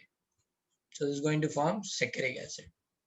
This indicates the presence of primary alcoholic group in glucose. Primary alcoholic group मतलब ये, right? So what is the degree of OH? ये सारे क्या है, 2 डिग्री है OH है ना. So this is with dilute HNO3, ये क्या कर रहा है इसको, है ना, that is oxidizing to saccharic acid. तो उससे पता चल रहा है कि ये 1 डिग्री OH जल्दी ऑक्सीडाइज हो जाता है. तो this is going to have 1, एक इसमें OH ऐसा है जो प्राइमरी अल्कोहल है. ठीक है. The exact spatial arrangement of different OH group was given by Fischer after studying many other properties. Its configuration is correctly represented as 1. ये याद रखना है. सेकंड कार्बन पे ये D है, थर्ड पे L, फोर्थ पे D, फिफ्थ पे D, है ना. ये याद रखना है. Relative configuration, right. तो अगर इसका IUPAC नेम लिखना होगा तो क्या लिखेंगे, है ना. अगर आप केवल इतना लिख दोगे, जैसे मान लो किसी ने ये लिख दिया 2, 3, 4, 5, 6, है ना, पेंटाहाइड्रोक्सी हेक्सेनल, अगर किसी ने ये लिखा तो ये सब भी हो सकते हैं जो हमने आगे बताए थे, गैलेक्टोज, है ना, मेनोज. ये कैसे पता चलेगा कि ये ग्लूकोज ही है. So you have to identify इनकी पोजीशन, कि इन पे OH की पोजीशन क्या है. So either you can write like this 2D, 3D, sorry 3L, 4D, 5D, like this, है ना, राइट. ये आपका कॉन्फ़िगरेशन आ गया. ठीक है. So this is either you can write like this 6, है ना, या फिर इसमें आप RS कॉन्फ़िगरेशन लिख सकते हो. जैसे RS कॉन्फ़िगरेशन लिखना हो तो कैसे लिखेंगे, तो पहला ये OH हो गया, दूसरा ये CHO, है ना, 2 ऑक्सीजन है, तीसरा तो 1 से लेके 2, 2 से लेके 3 हाइड्रोजन, है ना, लेफ्ट हैंड साइड पे, तो this is going to be R. फिर यहाँ पे इस वाले कार्बन में ये फर्स्ट हो गया, ये वाला कार्बन OH से जुड़ा हुआ है, ये वाला कार्बन भी OH से जुड़ा हुआ है, बट इसके नेक्स्ट वाले कार्बन पे 2 OH जुड़े हुए हैं, C डबल बॉन्ड हो. इसके नेक्स्ट वाले कार्बन पे OH, है ना, और एक कार्बन जुड़ा हुआ है, यहाँ पे 2 OH जुड़े हुए थे, तो ऊपर वाले को प्रायोरिटी मिलेगी फिर से ज्यादा. तो ये क्या हो गया, 1 से लेके 2, 2 से लेके 3 क्लॉकवाइज, तो S. ऐसे आगे देखते जाएंगे तो RR, या फिर ऐसे लिख सकते हैं 2R, 3S, 4R, 5R, 6 पेंटाहाइड्रोक्सी hexanal. ठीक है. ये इंपॉर्टेंट है. अगर मान लो IUPAC नेम पूछा जाता है तो आपको कॉन्फ़िगरेशन भी बताना होगा. जैसे कभी कभी आपने देखा होगा IUPAC नेम में कि वो लिख देते थे ट्रांस, है ना, पहले. तो trans is just telling you कि ये वाला ट्रांस है कंपाउंड, राइट। नहीं अगर आप लिखोगे ट्रांस तो फिर कोई भी और भी कंपाउंड हो सकता है, सिस भी हो सकता है। So that's to identify the configuration, ठीक है। And this is very important actually. जो भी मेडिसिन होती है ना, उनमें आपको सॉल्ट का नेम तो बता दिया जाता है। जैसे अगर हम थोड़ा सा आइसोमेरिज्म की बात करें तो जो इनेंशियोमर्स होते हैं उनमें फंक्शनल ग्रुप सेम है, तो केमिकल प्रॉपर्टी सेम हो गई। इनेंशियोमर को आपको याद होगा कि उनको आप फ्रैक्शनल डिस्टिलेशन के थ्रू सेपरेट नहीं कर सकते हो, है ना। You can not separate two enantiomer by just by heating, right. Fractional distillation, crystallisation, उसके लिए रिजोल्यूशन अलग करना पड़ता है, कुछ अलग से कंपाउंड डालना पड़ता है, लेकिन खुद से वो अपने आप नहीं अलग अलग होंगे। इसका मतलब क्या है, उनकी फिजिकल प्रॉपर्टीज भी सेम है। तो इनेंशियोमर्स की फिजिकल प्रॉपर्टीज भी सेम होती है, केमिकल प्रॉपर्टीज भी सेम होती हैं। तो क्या डिफरेंट होता है, बायोलॉजिकल प्रॉपर्टीज डिफरेंट होती है, ठीक है। तो बायोलॉजिकल प्रॉपर्टीज डिफरेंट होती है मतलब, इसका मतलब ये है कि आ, अपनी बॉडी में कैसा रिएक्ट करेगा वो अलग अलग होता है, ठीक है। तो उस पे काफी मतलब इस पे एक रिसर्च आई थी कि जब सबसे पहले लोगों को ये नहीं पता था, है ना, कॉन्फ़िगरेशन के बारे में, तो एक ड्रग का नाम था, मुझे याद नहीं है अभी, वो ड्रग किसी ट्रीटमेंट में दी जाती थी, ठीक है। उस ड्रग का ही दूसरा वाला जो आइसोमर था, है ना, अगर उस ड्रग का दूसरा वाला आइसोमर था, उसके कारण जो लेट्स से प्रेग्नेंट वुमेन्स थी उनमें प्रॉब्लम्स आई, उनको मतलब उनके लिए कॉम्प्लिकेशन बढ़ गए, ऐसा कुछ कुछ कुछ था, राइट। तो ये आप अगर स्टीरियोकेमिस्ट्री के बारे में पढ़ोगे तो आपको ये बहुत फेमस एग्जांपल है, वो आएगा कहीं कहीं मिलेगा, फिर मुझे जस्ट रिकॉल करना पड़ेगा। हाँ, तो तो बात यह है कि इनकी केमिकल प्रॉपर्टीज और फिजिकल प्रॉपर्टीज सेम है, बट बायोलॉजिकल प्रॉपर्टी सेम नहीं है। तो जो आपकी जो ड्रग्स होती हैं जनरली, है ना, उनमें कंपनी जो है ना वो फॉर्मूला बता देती है, लेकिन ओरिएंटेशन नहीं बताती है ना। जो जो कंपाउंड यूज हो रहे हैं वहां पे, उनका कॉन्फ़िगरेशन क्या है वो नहीं लिखा होता। इससे काफी चेंज हो जाएगा अगर मैं ये ना लिखूं, है ना, केवल 2, तो ये कुछ भी हो सकता है। हाउ मच इफेक्टिव, तो कई जगह पे क्या होता है कि वही सेम ग्रुप है, वही सेम केमिकल है, तो still they are relevant, but क्या वो सच में बहुत ज्यादा इफेक्टिव है। तो जो जितनी भी फार्मा कंपनी है उनमें जेनरिक ड्रग का मतलब क्या है कि they knows the formula only, the particular orientation is not known, ठीक है।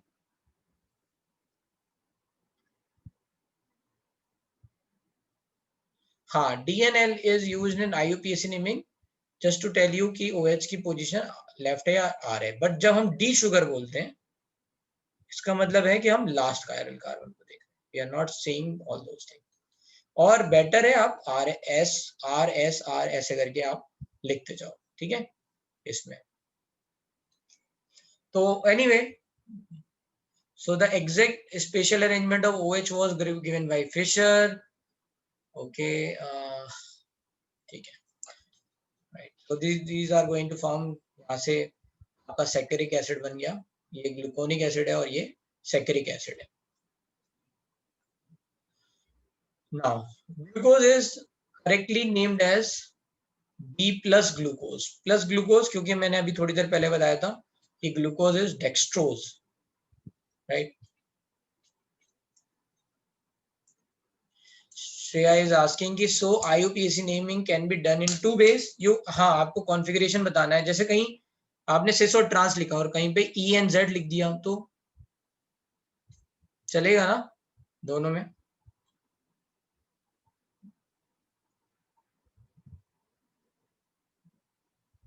है ना। हाँ ना, ओके, योर डाउट है ना, तो आपको पता बोलना पड़ेगा ना कि हाँ आया मुझे समझ में, मुझे बुलवाना पड़ता है मुंह में उंगली डाल के बोलो, बोलो ना अगर नहीं समझ में आया तो, ठीक है, right. So glucose is correctly named as D plus glucose, plus का मतलब क्या है, कि ये डेक्स्ट्रो रोटेटरी है। तो अब हम थोड़ा सा और आगे आएंगे तब हम आपको बताएंगे कि ग्लूकोज के भी दो फॉर्म होते हैं, ठीक है। इसमें बोला जाता है कि ये, यहाँ समझा देते हैं, फिर आगे आएगा तो फिर वहां पे और पढ़ लेंगे। तो इसमें एक और टर्म है, जैसे इपिमर्स हमने बोला था, जहां पे एक कायरल कार्बन पे, है ना, कॉन्फ़िगरेशन चेंज है, उनको इपिमर्स बोलते हैं। तो ग्लूकोज के इपिमर्स थे, C2 इपिमर इज, याद करके बताओ कौन सा था, मैनोज। C3 एलोज, C4 गैलेक्टोज, ठीक है। तो याद रखने बार बार, इसलिए मैं बोल रहा हूँ, right, mannose C2 एलोज C3 and C4 galactose. Anyway, but anomers क्या होते हैं, एक एनोमेरिक एनोमर्स, ये भी डायस्टीरियोमर है, और यहाँ पे कॉन्फ़िगरेशन इज डिफरेंट,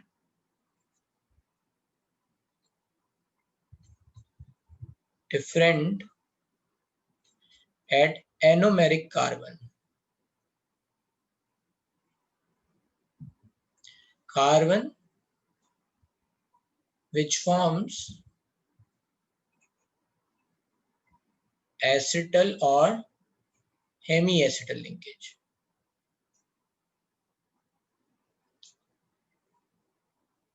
तो जैसे अगर अभी हमने देखा था स्ट्रक्चर, तो ये वाले कार्बन पे OH हमने ऐसे लिखा था, H ऐसे लिखा था, और ये ऐसे ऑक्सीजन, राइट, लाइक दिस।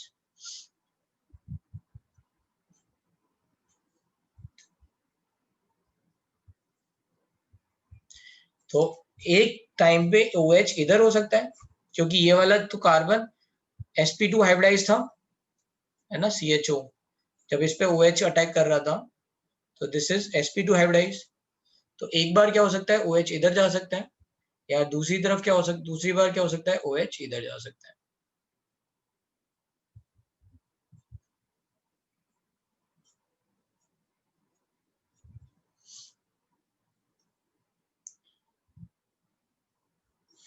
एक मिनट, ये था सेकंड, सॉरी थोड़ा सा मैंने गलत बनाया, ये OH इधर है, ये OH इधर, second third fourth fifth, second third पे OH लेफ्ट में। तो ये जब भी ऐसा होगा, इस पे पोजीशन चेंज है, और कहीं चेंज नहीं है। इस वाले कार्बन को बोलते हैं एनोमेरिक कार्बन। इसको क्या बोलते हैं, एनोमेरिक कार्बन, जो हेमी एसिटल या एसिटल लिंकेज बना रहे हैं। तो जब कॉन्फ़िगरेशन इस पे अलग हो गया, तो इसको बोलते हैं अल्फा ग्लूकोज, अल्फा या फिर अल्फा डी ग्लूकोज, क्योंकि हम डी की बात कर रहे हैं, we have fixed it over here, fix कर रखा है हमने कि ये राइट पे ही जाएगा। तो alpha D glucose and beta D glucose. तो जो ये अल्फा डी ग्लूकोज होता है, दैट इज डेक्स्ट्रो रोटेटरी। ये सब क्या है, दोनों डेक्स्ट्रो रोटेटरी है। इसका ऑप्टिकल रोटेशन जो है वो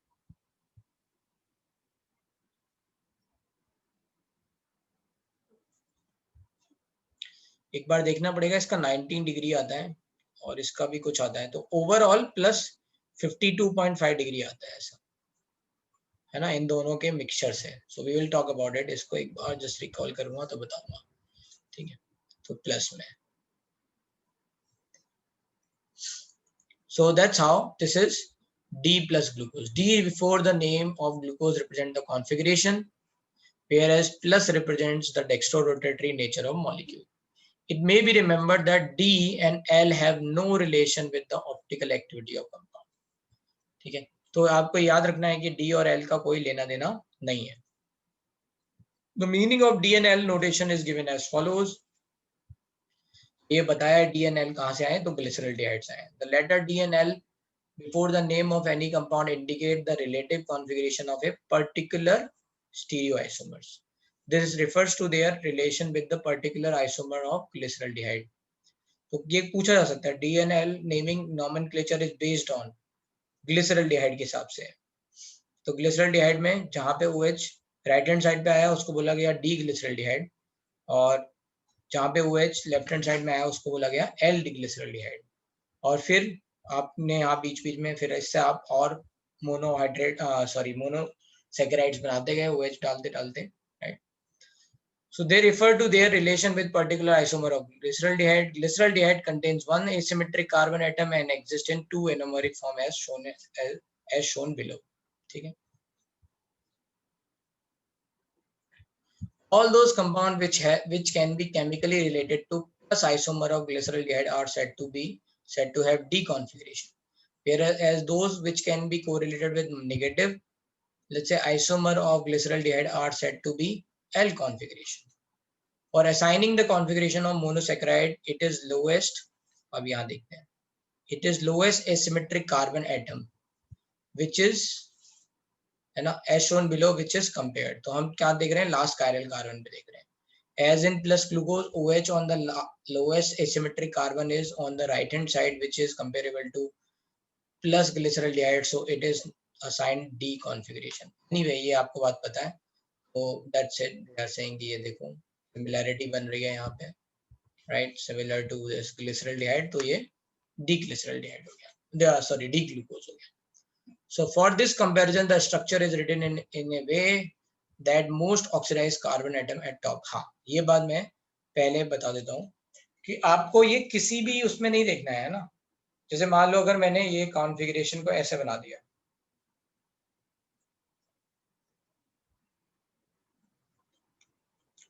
और मैंने बोला बताओ ये क्या है, तो ये डी फॉर्म नहीं है.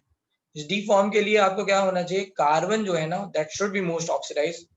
यहाँ पे कार्बन ऑक्सीडाइज नहीं है, तो इसको क्या करेंगे, 180 डिग्री रोटेट करेंगे, तो ये ऊपर पहुंच जाएगा, ये नीचे पहुंच जाएगा, और ये लेफ्ट हैंड साइड में पहुंच जाएगा, राइट.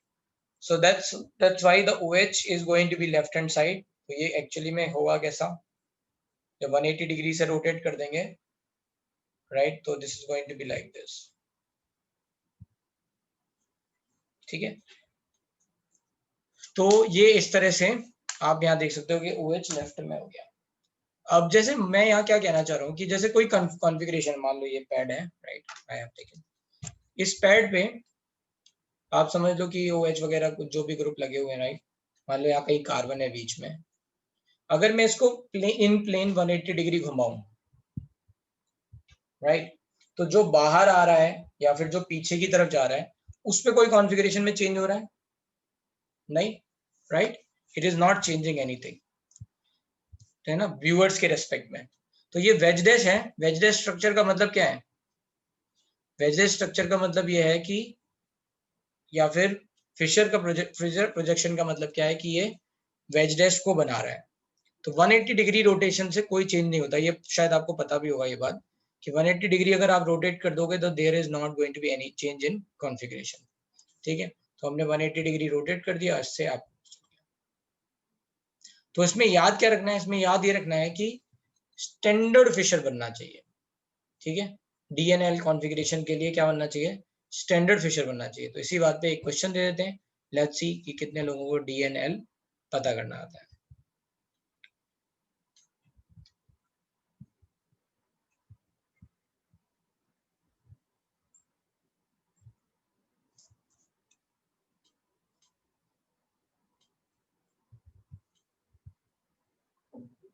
चलो बताओ, ये D है, L है, क्या है.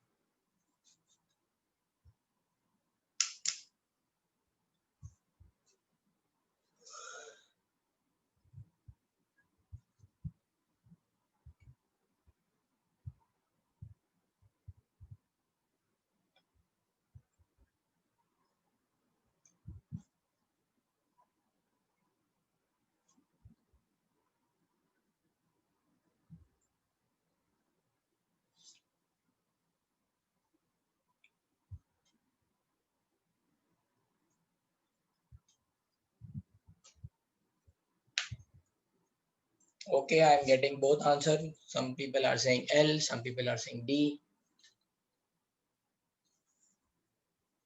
कैसे निकाला, कौन हाथ उठाएगा, बताओ.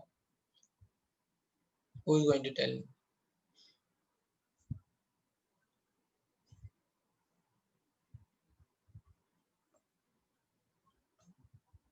कैसे निकाला.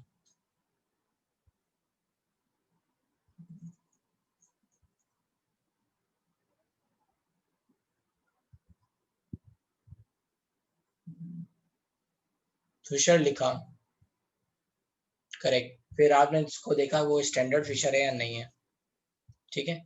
तो इसमें फिशर इसका कैसे बनेगा, so this is going to be, let's say पहले मैं ऐसे नॉर्मल इसी का फिशर बना ले रहा हूँ, देन आई विल रोटेट, तो ये ऐसा बनेगा, and this OH which is coming outside is going to be right hand side, और ये H इधर हो गया, ठीक है। अब इसको रोटेट कर दो क्योंकि CHO should be at the top,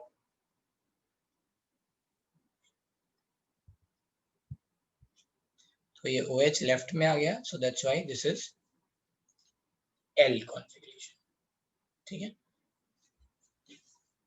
अब लेट्स से एक क्वेश्चन और, छोटे छोटे क्वेश्चन है,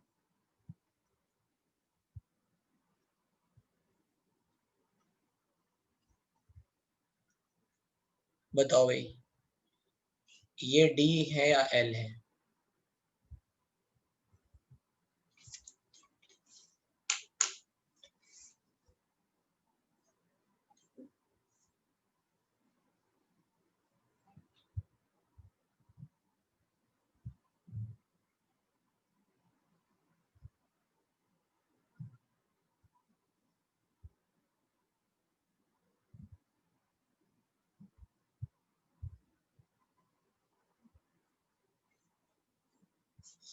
तो अब इसको कैसे करेंगे, इसमें तो हमने ऑलरेडी फिशर बना रखा है,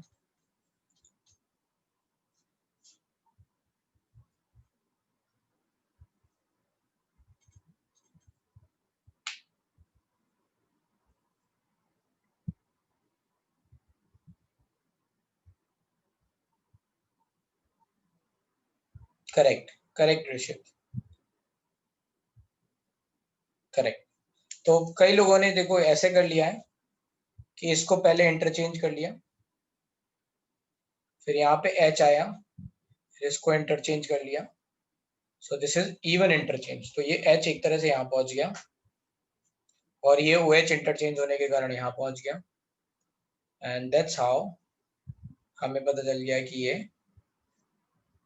L कॉन्फ़िगरेशन है, ठीक है। इसमें किसी को प्रॉब्लम नहीं हुई, सबके आंसर L ही आए, वेरी गुड, ठीक है।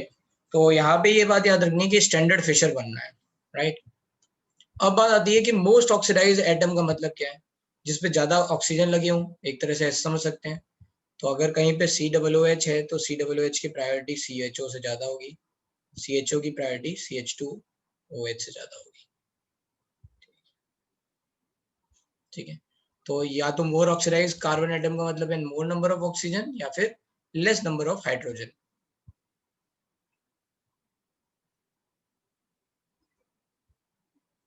ठीक है। तो ये आ गया बात, अब चलते हैं यहाँ से आगे।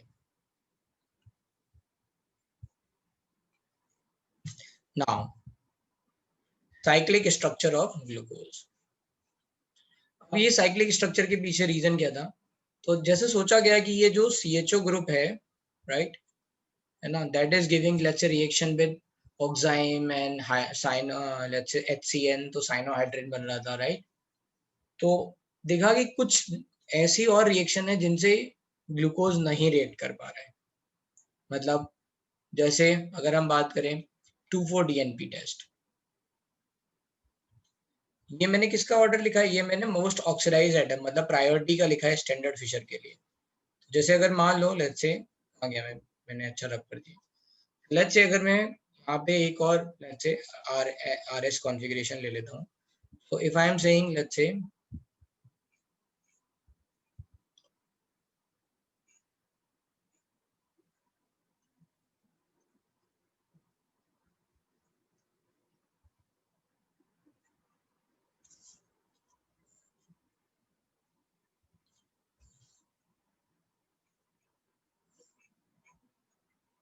मान लो ऐसा कुछ है और यहाँ पे CH2OH की जगह मान लो CHO, तो कौन टॉप पे आएगा, ये COOH। अब इसका हम फिशर लिखेंगे और फिर हम देखेंगे तो इसका फिशर कैसे आएगा,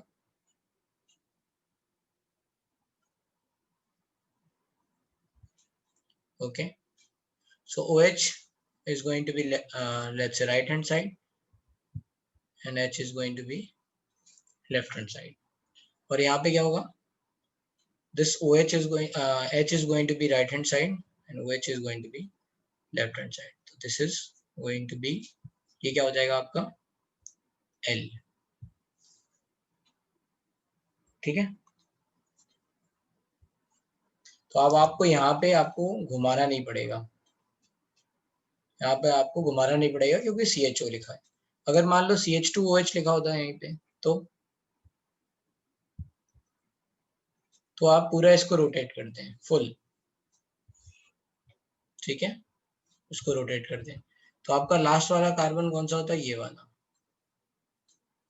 ठीक है। फिर आपको लास्ट वाले कार्बन पे OH की पोजीशन देखनी पड़ती है ऐसे।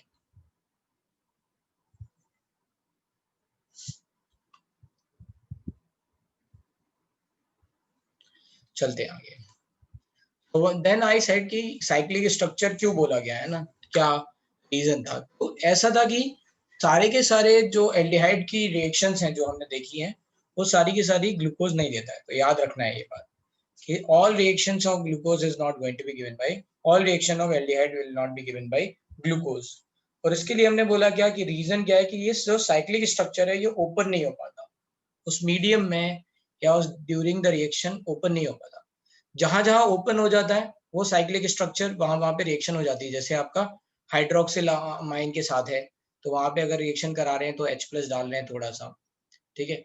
अगेन आपको याद होगा कि एसिटल हेमी एसिटल लिंकेज जो भी ये बन रही है that is going to be, है ना, हाइड्रोलिसिस उनकी एसिडिक मीडियम में अच्छी होती है, ईथर लिंकेज बेसिक मीडियम जहां जहां पे आएगा वहां पे नहीं अच्छा होगा, राइट। तो कुल मिला के आपको हर हर बात को जैसे याद रखना है तो आप इतना याद रखो कि सारी रिएक्शन एल्डिहाइड और कीटोन्स की नहीं दे रहा है ग्लूकोज, है ना, सारी रिएक्शन एल्डिहाइड की नहीं दे रहा है। तो उनमें रिएक्शन है देखिए, डिस्पाइट हैविंग द, ये फिर बात है, despite having the aldehyde group glucose does not give 2,4-DNP test, Schiff test, and does not form hydrogen sulfide addition product with NaHSO3। तो bicarbonate test is not giving। तो यहाँ पे aldehyde group है फिर भी glucose is not given 2,4-DNP test, Schiff test is also given by aldehyde, ठीक है। And it is, Schiff test का मतलब क्या है, अच्छा Schiff test आपने अभी नहीं पढ़ा होगा। Schiff test होता है कि जो एल्डिहाइड्स होते हैं वो रोजानिलीन करके एक लेट्स से डाई है, तो अगर ग्लूकोज के साथ उस डाई को लेट्स से उसमें SO2 अगर हम पहले फ्लो करते हैं तो वो पिंक कलर की dye in presence of SO2 decolourise हो जाती है। SO2 क्या है, ब्लीचिंग एजेंट है, रिमेंबर, रिड्यूस बाय रिडक्शन, तो वो उसको डीकलराइज कर देता है डाई को। इन प्रेजेंस ऑफ एल्डिहाइड वो कलर पिंक कलर फिर से रीस्टोर हो जाता है इन प्रेजेंस ऑफ एल्डिहाइड। तो ये शिफ्ट टेस्ट है, ठीक है। अब ये टेस्ट भी ग्लूकोज नहीं दे रहा है, and it does not form the hydrogen sulphide addition product with NaHCO3। तो ये बाइकार्बोनेट टेस्ट भी नहीं दे रहा है। And the reason for all those things is कि जो ये साइक्लिक स्ट्रक्चर है ये ओपन अप नहीं हो पा रहा है, ब्रेक नहीं हुआ, है ना। साइक्लिक स्ट्रक्चर ऐसा ही रहा जैसे ये साइक्लिक स्ट्रक्चर मैं बताऊं, सो it is like this, right.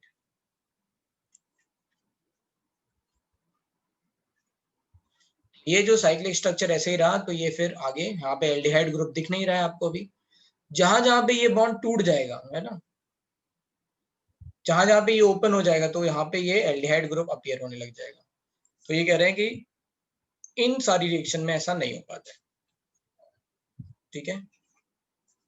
दूसरा, the pentacetate of glucose does not react with hydroxylamine indicating that absence of, ये बात सेम वही लिखी हुई है इन्होंने कि अगर मान लो पेंटा एसिडेट की बात करें, है ना, तो यहाँ पे सारे जो भी OH थे उनको हमने OCO-CH3 से OAC से रिप्लेस कर दिया अलग से। तो अब ये भी जो है ना, अब in present in let's say penta acetate, glucose की बात नहीं हो रही है, penta acetate of glucose is not able to react. इसका मतलब क्या है कि पहले ग्लूकोज रिएक्ट कर पा रहा था, अब ये नहीं रिएक्ट कर पा रहा है। इसका मतलब क्या है कि ये साइक्लिक स्ट्रक्चर यहाँ पे बन गया है and because of that it is not going to let's react. तो ये कुछ बातें हैं जो ये इंडिकेट कर रही हैं कि यहाँ पे साइक्लिक स्ट्रक्चर बन रहा है ग्लूकोज का। अब इस बात में कोई किसी को दिक्कत समझ में आ गया?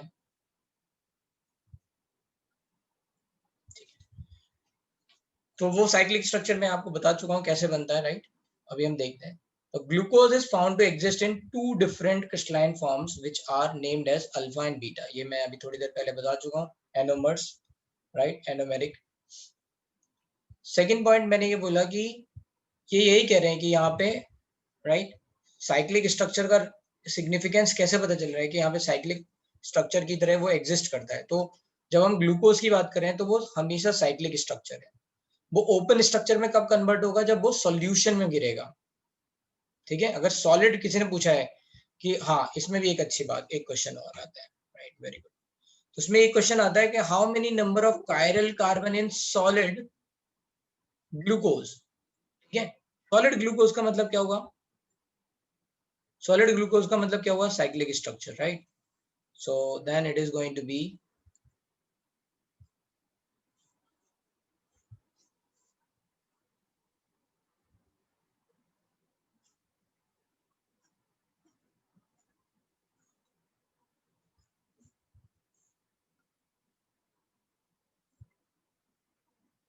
तो बताओ इसमें कितने कायरल कार्बन आए, अब 5 हो गए कायरल कार्बन,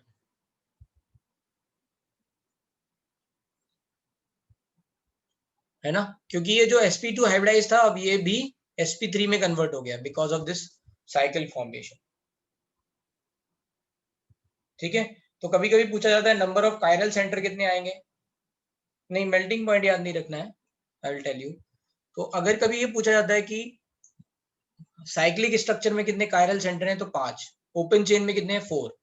कभी पूछा जाता है सॉलिड ग्लूकोज में कितने कायरल सेंटर हैं, तो 5।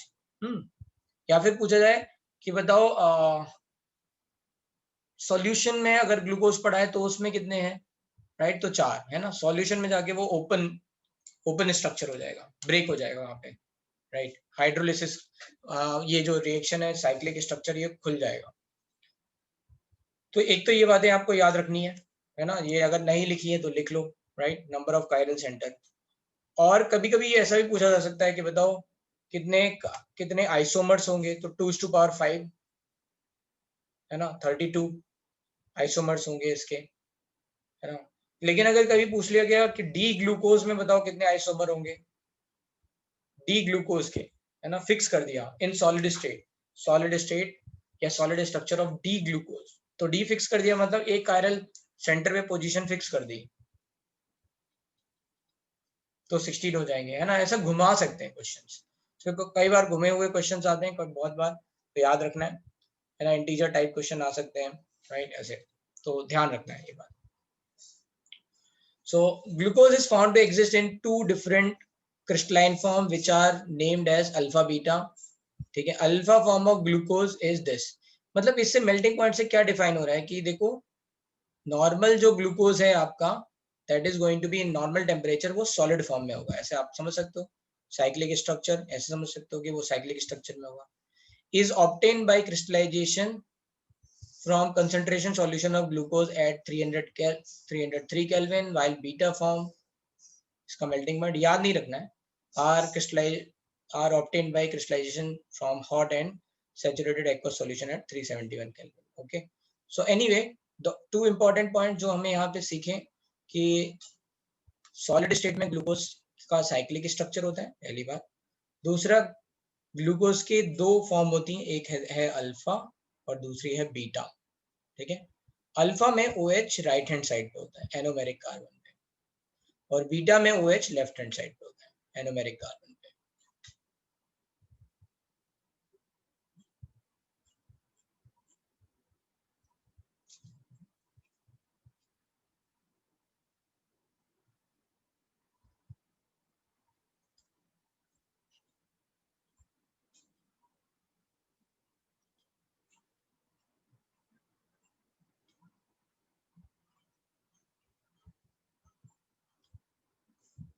ठीक है, तो बस इतना ही डिफरेंस है इसमें, और इसी के कारण इनके ऑप्टिकल रोटेशन चेंज हो जाते हैं, आगे देखेंगे।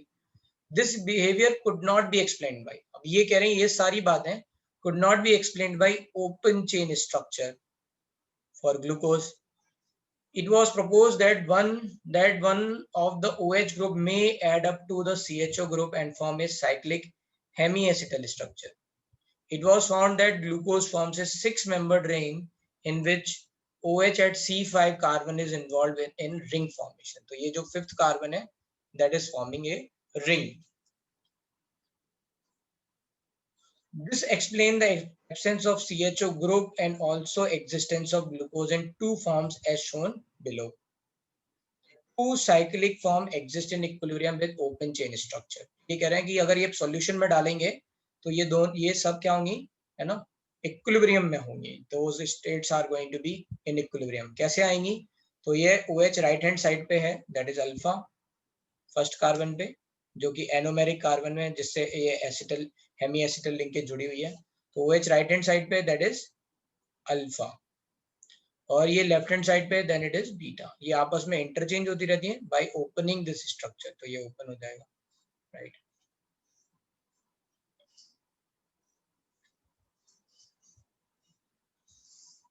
ठीक है, यहां तक कोई दिक्कत इस वाले बात में? देखो कोई डाउट?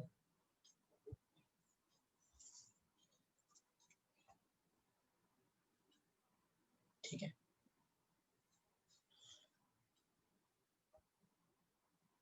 ओके.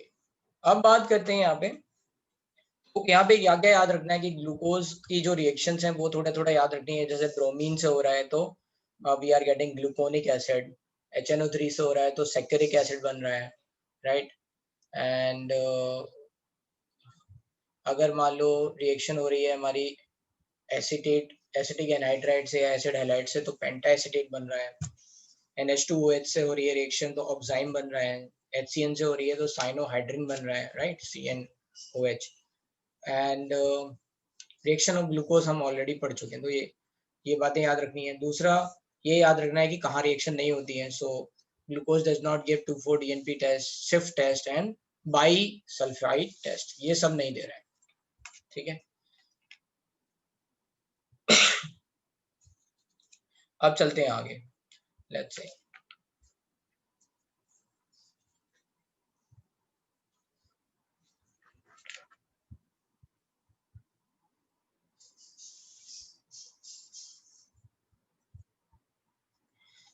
सेकंड, थर्ड और फर्स्ट पॉइंट एक ही बात कह रहे हैं. मतलब जैसे हमने पहले ऊपर बोला था कि भाई NH2OH से रिएक्शन हो रही है तो इससे पता चल गया ना CHO है. That is also confirmed by HCN. Similarly first, second और थर्ड पॉइंट से एक ही बात पता चल रही है, that is cyclic structure, right. एक से पता चला साइक्लिक स्ट्रक्चर, फिर दूसरे से भी वही बात पता चली कि साइक्लिक स्ट्रक्चर होगा तभी ये रिएक्ट नहीं कर पा रहा है. ठीक है, समझ में आया श्रेया?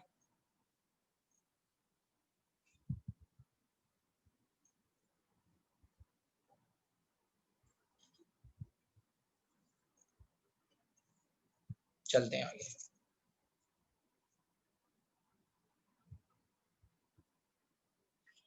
तो लेट्स से इसमें एक और बात आती है कि अल्फा और बीटा में कौन ज्यादा स्टेबल है. Which one is more stable between alpha and beta? Penta acetate मतलब ये वाला बनाया था.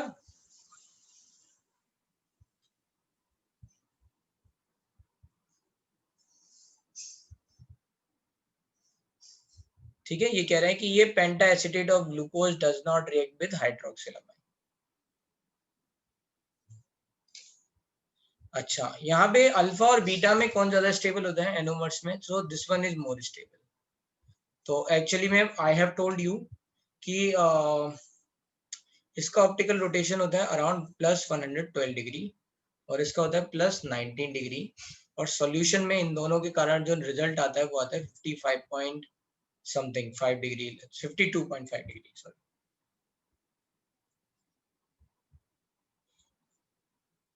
अब मान लो ये एक तरह से एवरेज वाला गेम हो गया है ना, फलक्रम प्रिंसिपल. कि आपका एवरेज 52.5 है, यहाँ 112 है, right, and this is going to be 19 degree. ठीक है, मान लो ये x परसेंटेज है, आपको नहीं पता, और ये 100 - x%. तो इसको आप सॉल्व करोगे एवरेज के लिए. ठीक है, तो ये हो जाएगा, या तो इसको इस तरह से कर लो कि यहाँ डिफरेंस कितना आया राइट। यहाँ पे डिफरेंस कितना है उससे एक रेशियो मिल जाएगा। नहीं तो आप डायरेक्टली भी लिख सकते हो कि 112 into x plus 19 into 100 minus x equals to 52.5। ठीक है, तो बस इससे आंसर आता है कि 112x plus 1900 minus 19x equals to 52.5। अब परसेंटेज में है तो यहाँ पे 100 से मल्टीप्लाई और करना है, सॉरी। ठीक है, we have taken in percentage, तो यहाँ पे 100 से मल्टीप्लाई करेंगे। So this is 5250। तो ये कितना हो जाएगा 93x, और ये कितना हो जाएगा, इससे ये सब्ट्रैक्ट हो जाएगा तो 3350। x की वैल्यू 3350 डिवाइड बाई 93 आएगी, विच इज अप्रोक्सीमेटली 36% समथिंग। तो इससे पता चल रहा है कि अल्फा का जो कॉन्ट्रीब्यूशन है वो है 36% और बीटा है 64%। तो कौन सी फॉर्म ज्यादा है सॉल्यूशन में, बीटा फॉर्म। तो बिटवीन एन अल्फा कौन सी ज्यादा फॉर्म स्टेबल है, दैट इज बीटा फॉर्म। समझ में आया?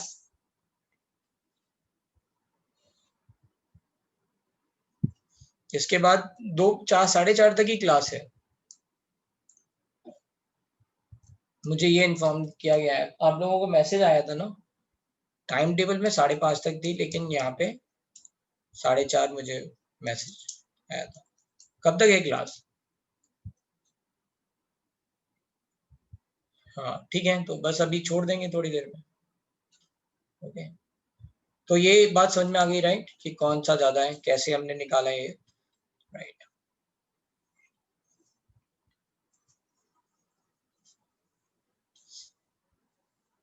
हाँ, both combined contribution of both, yes. ठीक है,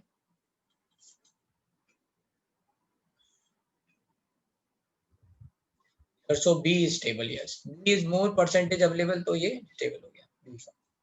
anyway, two cyclic hemiacetal forms of glucose differ only in configuration of hydroxyl group at C1 called anomeric carbon, the aldehyde carbon before cyclization। anomeric का मतलब जो aldehydic carbon है या फिर जो acetal linkage बना रहा है। such isomers alpha form and beta forms are called anomers।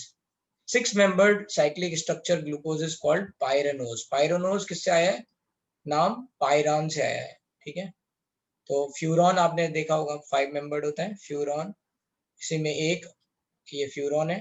Tetrahydrofuran में ये दोनों हट जाएंगे, हाइड्रोजन यहाँ लग जाएंगे, so this is called tetrahydrofuran. Anyway, similar is pyran. Pyran मतलब 6 मेंबर्ड रिंग जिसमें एक oxygen, so this is why that's why it is called pyranose structure।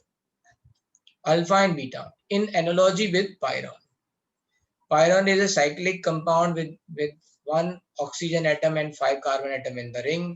The cyclic structure of glucose is more correctly represented by Haworth structure as given below। तो ये यहाँ पे इस तरह से बताया जा रहा है, राइट। ये ग्लूकोपाइरानोज बोल सकते हैं या पाइरानोज स्ट्रक्चर बोल सकते हैं। So alpha D glucose. अब इसमें याद क्या रखना है कि ये OH ग्रुप की पोजीशन कैसे याद रखनी है, राइट। तो याद ये रखना है कि जब OH राइट में होगा, राइट हैंड साइड पे, ठीक है, जब OH राइट हैंड साइड पे होगा, जैसे यहाँ पे कौन से वाले कार्बन पे, फर्स्ट पे, सेकंड पे, फोर्थ पे, राइट, इन सब पे ये राइट में है, और थर्ड पे लेफ्ट में है, तो नीचे की तरफ। तो फर्स्ट कार्बन पे OH नीचे, और सेकंड पे OH नीचे, थर्ड पे ना अगर राइट में है OH तो ये यहाँ पे क्या आ जाएगा, है ना, डाउनवर्ड।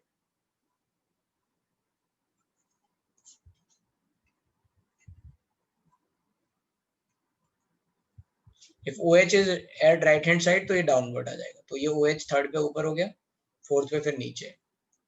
और अगर OH लेफ्ट में है तो ऊपर आएगा। देखो फर्स्ट कार्बन पे ही एनोमेरिक है बीटा, बीटा में OH लेफ्ट पे है, right, so it is up. Second में फिर नीचे, फिर थर्ड पे ऊपर, फिर फोर्थ पे नीचे। तो यहाँ तक हमने ग्लूकोज आज खत्म कर दिया, उसका स्ट्रक्चर बता दिया। We will start from here next class में, ठीक है, क्योंकि फ्रक्टोज भी थोड़ा बताना है फिर, तो आज यहीं पे खत्म। ओके।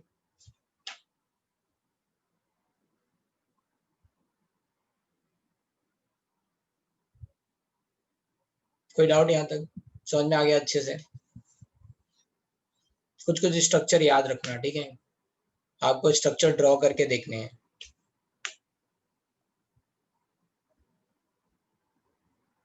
ठीक है, ये स्ट्रक्चर ड्रॉ कर लेना। अगर OH राइट हैंड साइड पे होगा, है ना, OH राइट हैंड साइड पे ये साइक्लिक स्ट्रक्चर,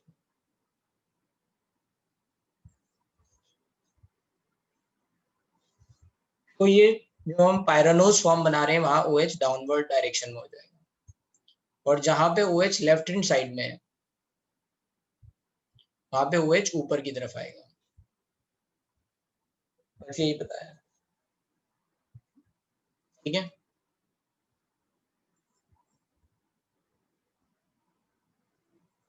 चलो,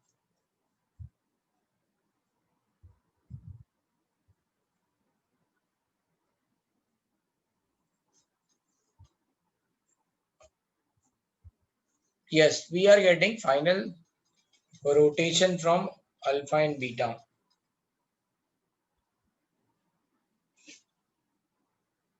हावर्थ स्ट्रक्चर एक्चुअली में जो साइक्लिक स्ट्रक्चर है उसको हावर्थ स्ट्रक्चर बोलते हैं। तो हावर्थ स्ट्रक्चर से पायरानोज स्ट्रक्चर हम बना पाए।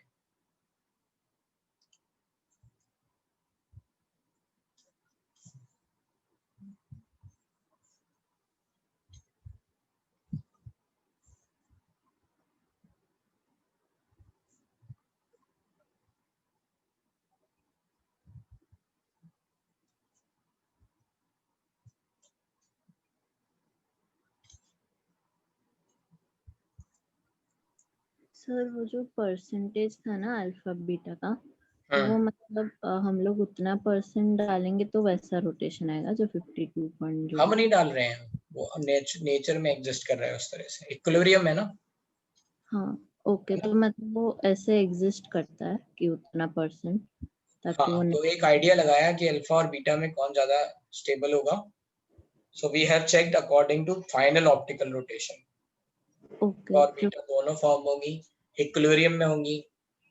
हाँ उससे आइडिया लग गया। ओके, तो मतलब वो नेचर में ही उतना % रहता है और वो हमें मिलता है।